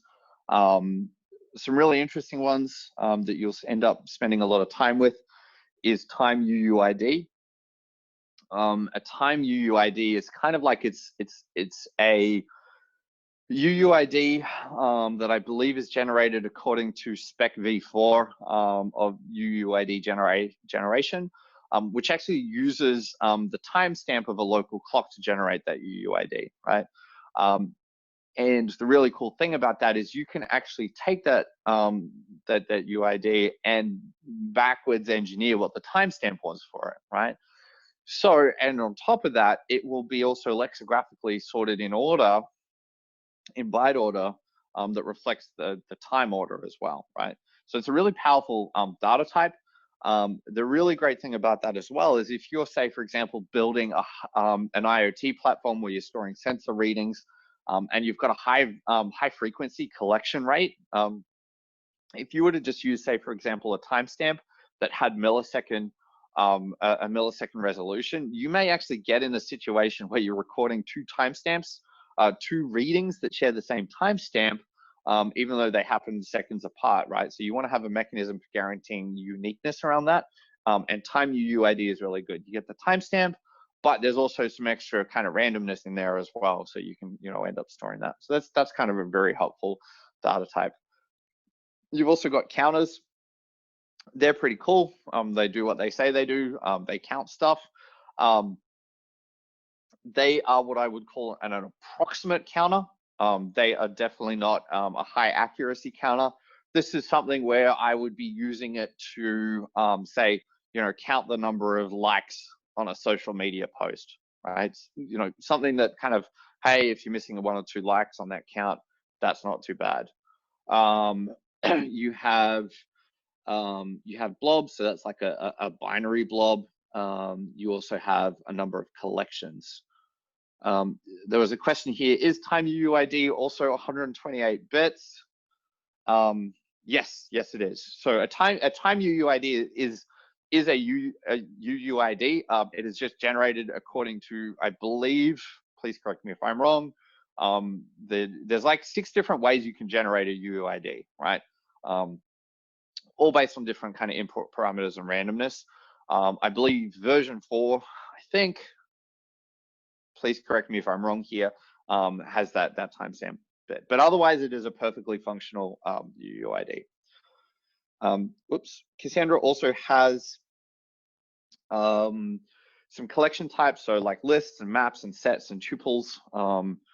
I won't get too much into them, I think, in this section, but they can be quite helpful. There's some caveats associated with them, but they can be useful as well. And you can have user-defined data types as well, which you can use these other types to construct, which makes your schema a little bit easier to use. So when it comes to data modeling, I kind of hinted at this in the last section, is really your core goal is going to be to model around data access patterns rather than entity relationship modeling, rather than trying to model the relationship. You want to model the data access pattern. You want to aim to ensure that data is spread evenly and has a high cardinality of partition keys. So that's a fancy way for saying you want to make sure you have lots and lots of partition keys, because that spreads the workload around better, limits the size of your partitions. You want to minimize the number of partitions you read during a query, right?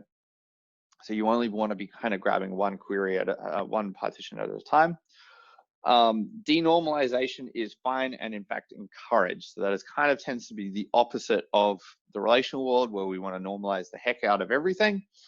Remember that writes are cheap, disk space is cheap, reads tend to be expensive, right? So we want to denormalize to give us the best fighting chance possible. So let's talk a little bit about the primary key. If we go back to,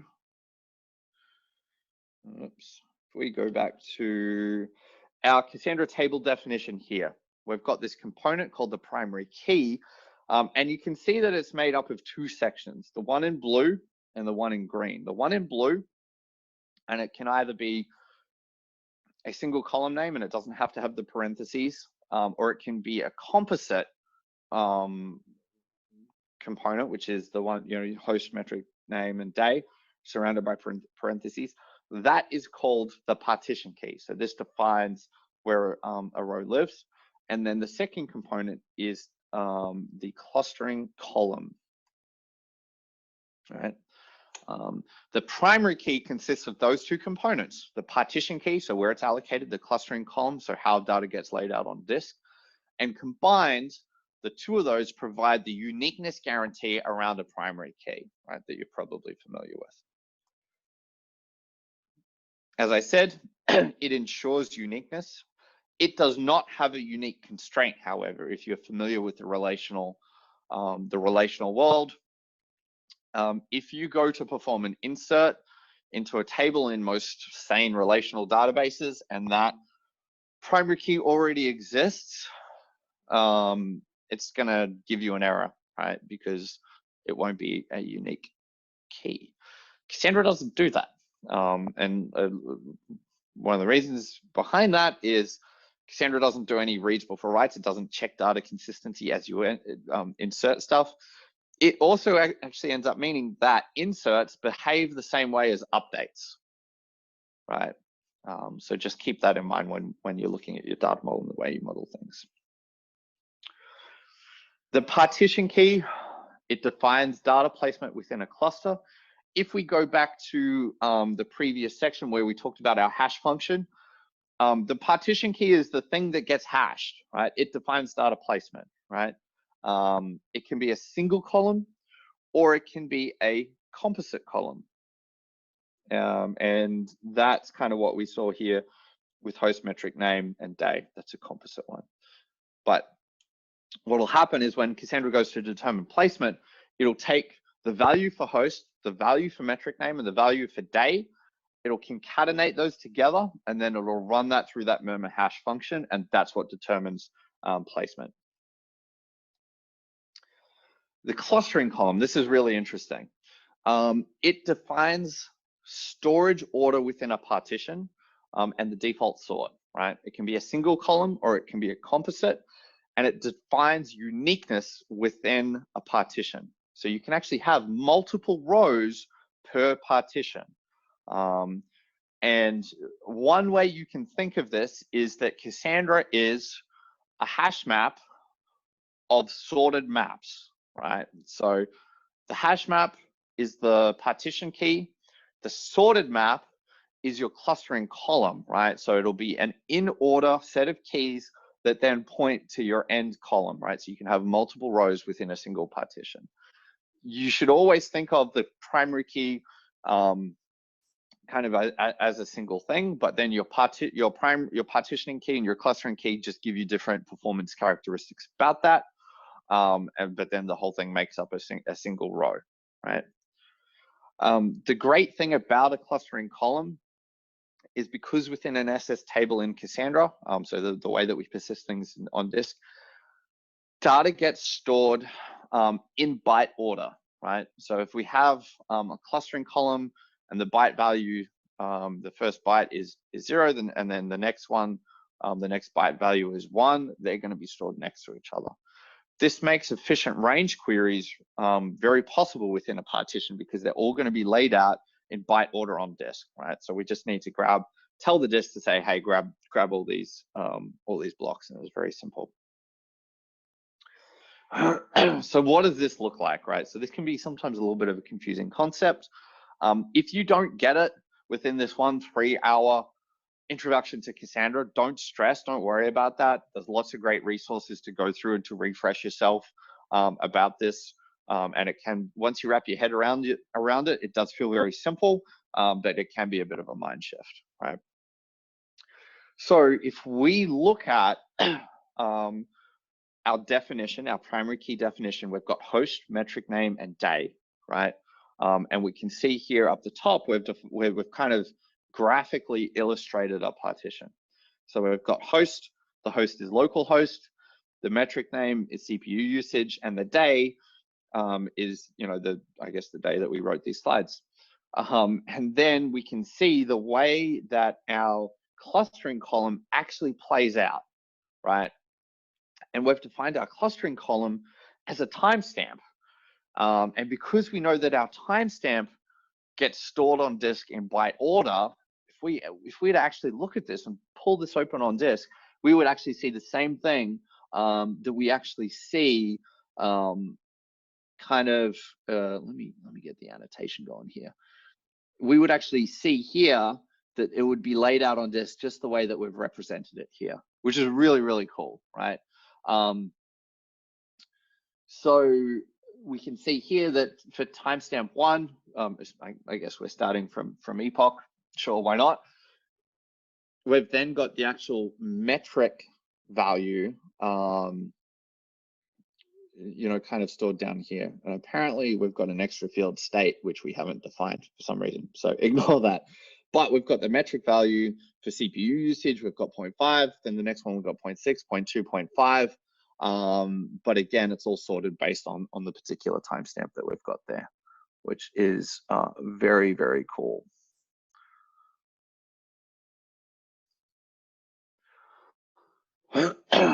And so that was the partition key component. As I said, this is the thing that gets hashed, right? So if we want to think about it from, that 1,000-foot view that we have of our cluster, how does that impact storage? Well, partition key 1, that gets stored on, the various different nodes and racks there, right? And here's another example, another way of kind of representing that. So again, we can see here, if we take this primary key with our host, our metric name, and the day, right?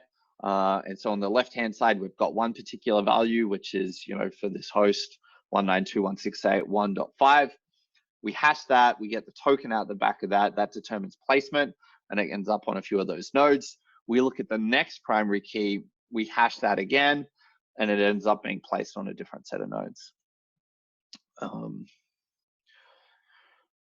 I think actually earlier in one of the sections, I said murmur3 hash gives a total address space of 256 bits. I think it's actually 128 bits, as that one on the left actually shows, so please forgive me. So when it comes to considerations around partitions should be bounded. So one of the things that can happen when you're designing your data model is you want to think about what is the total length of a single partition. How long can that partition get, right? If we look at these two potential primary keys here, we've got the top one, and the partition component is host and metric name, right? That's the only thing we've got. And then the clustering column is time.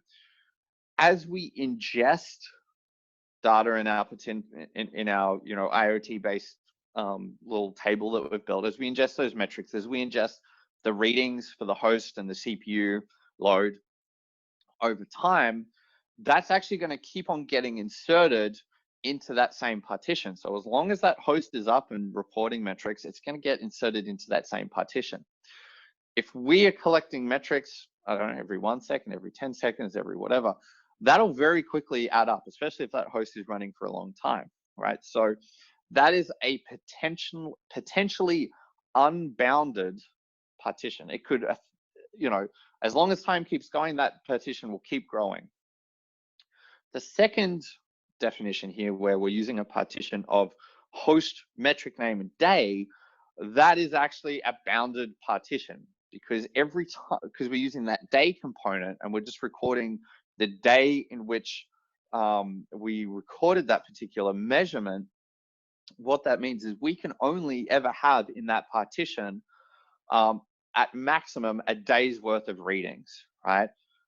When we hit the next day, that day ticks over, we end up with a new hash, we end up with a new partition, and we end up storing that somewhere else, right? So again, that is now a bounded partition. We can start to reason and make certain guarantees about the size of our partitions. Why do we want to limit the size of our partitions? Well, what happens is, if these grow larger and larger, we can end up with partitions that are potentially gigabytes, if not terabytes in size.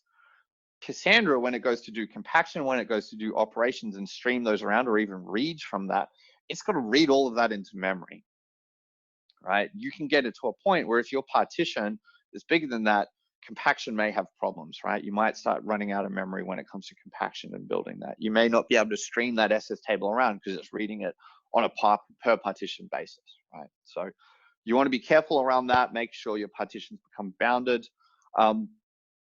Cassandra 4.0, there's some really great changes that make this max partition size of about 100 megabytes.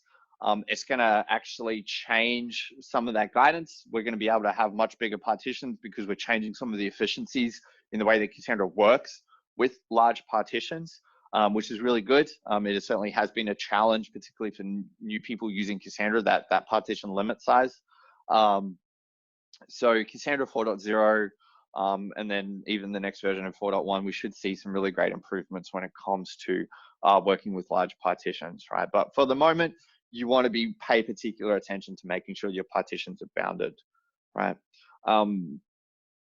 There is a hard limit with the total number of rows per partition. I believe it's about 2 billion.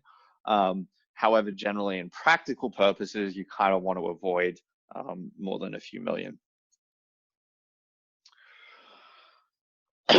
So here's just another way of visualizing the primary key and the partition key component, right?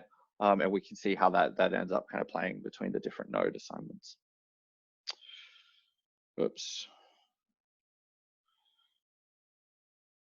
I think this is a double up on some slides here. You'll have to forgive me. And so the next is the select statement and how that applies to the partition key, right? So, we've covered the partition key, we've covered the clustering column. So how do those two components, how does that apply to a select statement, right? Because we know that the primary key itself is the thing that guarantees uniqueness, but we can actually perform queries that are, kind of efficient by only using a proportion of that primary key, right? And the only thing we ever need to provide to Cassandra to perform a query is the partition key, right?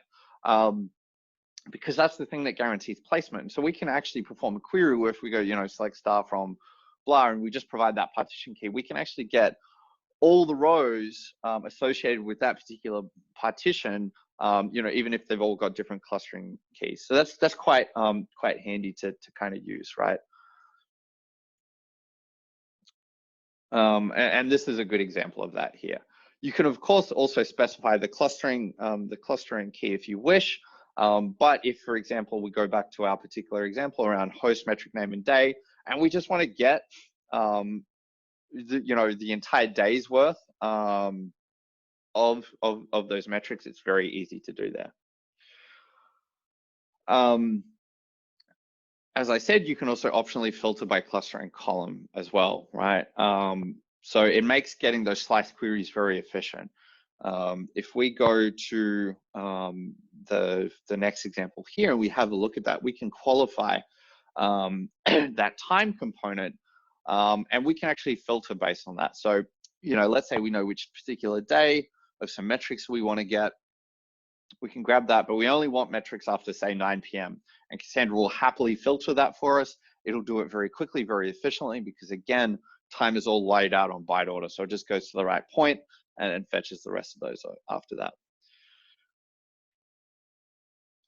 Because you can have multiple clustering columns, the order in which you specify that does matter, right? Because again, Cassandra will kind of the way that it lays it out on disk, it means you always have to filter by the earliest kind of clustering column, and it just comes down to the way that it concatenates those and lays those out on disk. You can tell Cassandra to filter without that restriction. In fact, when you do that query, you have to pass in an extra qualifier saying allow filtering, and Cassandra will do it. So if you just want to say, hey, we're clustering column 3 equals some value, but you want to do that for all clustering columns, you can do that. But it does mean that Cassandra can't leverage the clustering column byte order efficiently, and it does have to kind of paginate through all of that. So you can do it, it just becomes slow, which may be okay for the particular use case, but it is certainly something to kind of keep in mind there.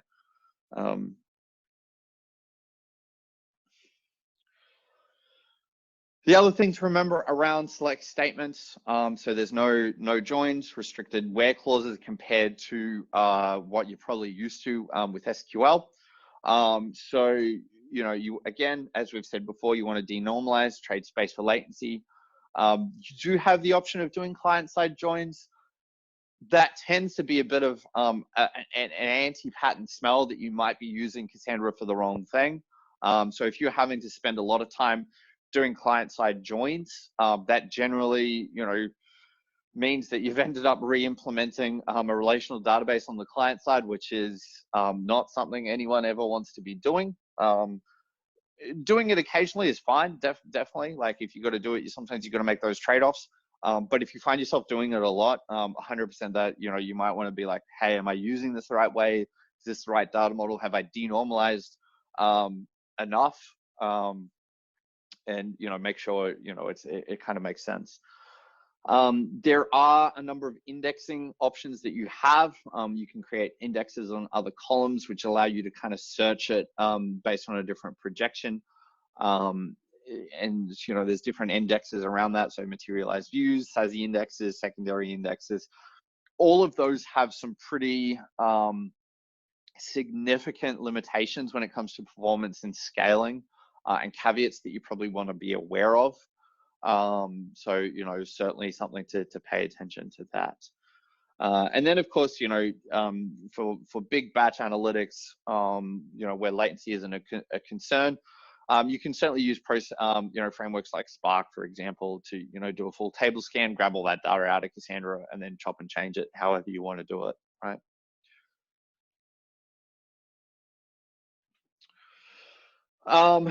So very, very quickly in review, I know we've covered through this. It is it is a bit of a concept to wrap your head around, especially the way that it all works. We've covered kind of what is a key space, what are the replication strategies. We've covered what is a partition key, and how can you query that partial partition key. We've covered a little bit how you can control the sorting order within a partition using the clustering column. And we've had a look at what are the various elements of the partition key, the clustering key, the primary key.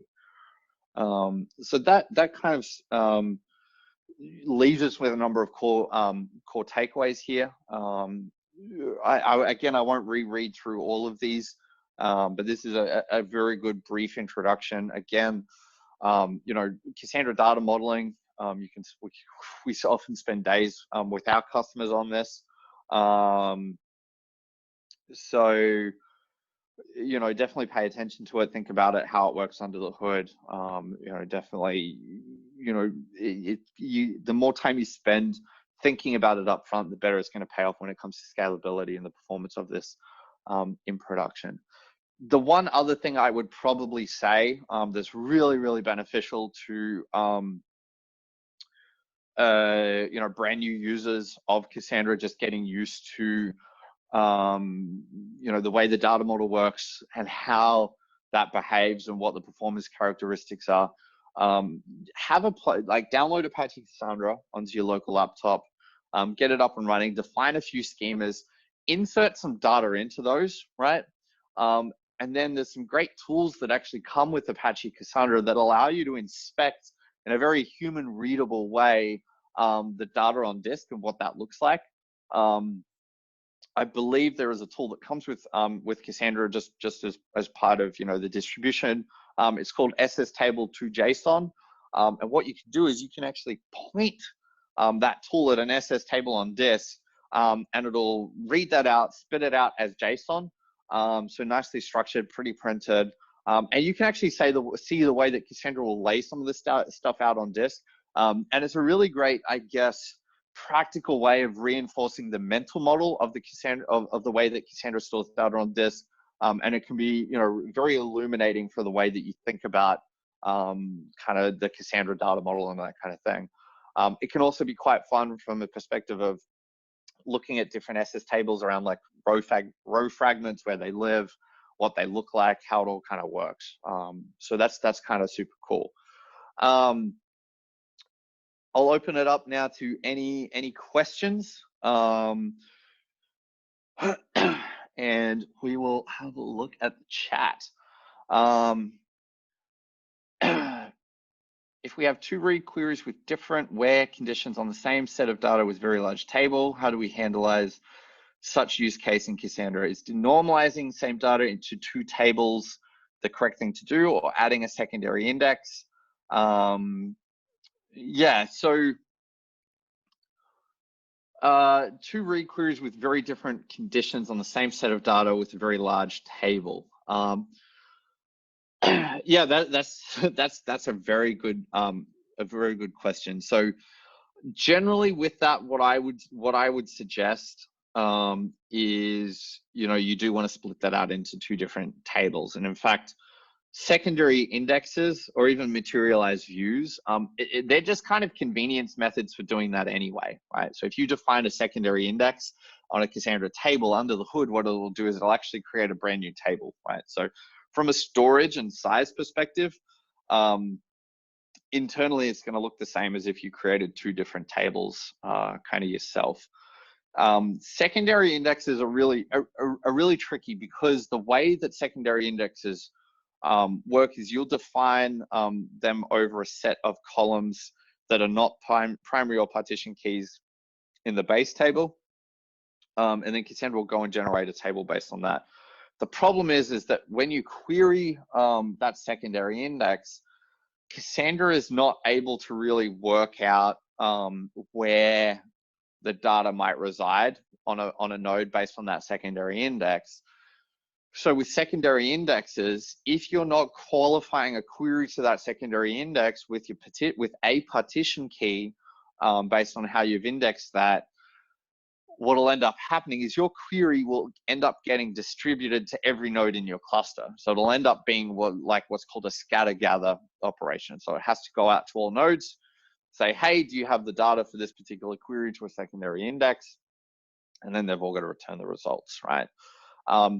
Which is fine for some use cases, but what it means is that the more nodes you add to your cluster, as the load grows, as the scale grows, the performance of your secondary index will slow down, right? So secondary indexes kind of breaks a little bit of that shared nothing model if you're querying it without a partition key. There is another alternative to that. That is a materialized view. Materialized views are kind of like instead of you having to maintain two different tables and on the client side updating it yourself, Cassandra will kind of do that for you, right? And it allows you to, it'll, like when you insert data into one table and the other, and it's got a materialized view based upon that, it'll then kind of reinsert that based on the reprojected, order of the columns that you define for that materialized view. Materialized views are more efficient than secondary indexes because you can query the materialized view directly. You can query it with a partition key, so it is much more effective. You do have to think a little bit more around what the end partition sizes end up being for that materialized view. Materialized views have been marked as experimental in Cassandra. There are some edge cases with them. Operationally, the way that you rebuild a materialized view, if it happens to get out of sync for whatever reason, is kind of painful. Sometimes you end up having to drop and recreate that materialized view, which can result in an outage for that particular query. So there are some caveats around materialized views, definitely. They are getting better and better with each version of Cassandra, but just keep in mind that they have been marked as experimental, right? For this particular question, probably the most reliable mechanism, least amount of performance impacts, is to have the client write that data to 2 different tables. You know, you might kind of be like, oh, well, you know, that's a lot of additional storage. But the benefit will be, you know, you'll have the right performance characteristics for that read. Of course, you got to look at the business case and be like, well, hey, is it worth doubling the size of our cluster just to kind of have slightly better performance on this particular read? You know, hey, that's a question you'll have to make up for yourself or answer for yourself. And of course, with maintaining 2 different separate tables, you've got the added burden of how do you maintain consistency between those 2 tables. You know, Cassandra's got some mechanisms. You can do that with batches if you want as well, which makes your life a little bit simpler. But yeah, no, there's all a set of different trade-offs associated with this. But you know, generally, I still go for the maintain 2 separate tables approach as just a general practice. Then we had another question. Any free cloud reference to get some hands on with Cassandra? Yes, 100% there is. We do have, I'm going to stop that sharing there. I do have a link that I really want to share with you here all today. So normally during these workshops, when we run these in person, we get everyone to spend some time playing with Cassandra and playing with Cassandra through our managed service at Instacluster. And, you know, you'll have the chance to, you know, kind of play, do some exercises, you know, kick the tires. It's really kind of powerful there. Unfortunately, with the online format, it's a little bit difficult to do that. But what I will do is I will share the sign up link to that. So if you want to go after this this webinar, go jump on Instacluster, start a free cluster, and have a bit of a play around with it, test some of the concepts that you've learned. I definitely invite you all to do so. I'm going to paste that into the chat here now. If you go to Instacluster, I think that link is correct. Yeah, so if you click on that link, you'll be able to sign up, create a free account, deploy a free cluster, and start to really have a little bit of a play around with things there. So I'll pause there and see, were there any other questions? Here's a good one. Cassandra represents records in tabular form, but what form is Cassandra data stored in? Not SS table. I mean, there are many kinds, such as tabular, key value, column.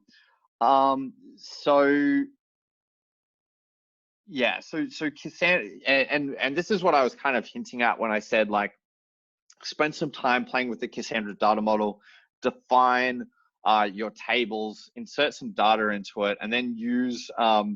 So this is something that you'll have to do, like with Cassandra locally on your laptop, but use use SS table to JSON to examine the underlying SS table, and you'll be able to see kind of the way that it's stored. But if you're going beyond just that and getting that good mental model, in terms of what is kind of the formal data model definition for Apache Cassandra around where it is. It is a wide column storage engine, right? So that's kind of the class that I would put it in. So it's kind of like tabular, but it has support for very wide columns, obviously not unlimited, as we talked about some of the caveats with that, but it is a wide column storage engine.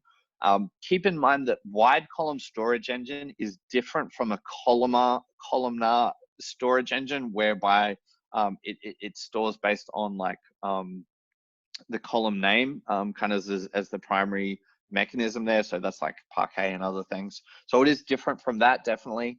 But yeah, Cassandra is very much a wide column storage engine.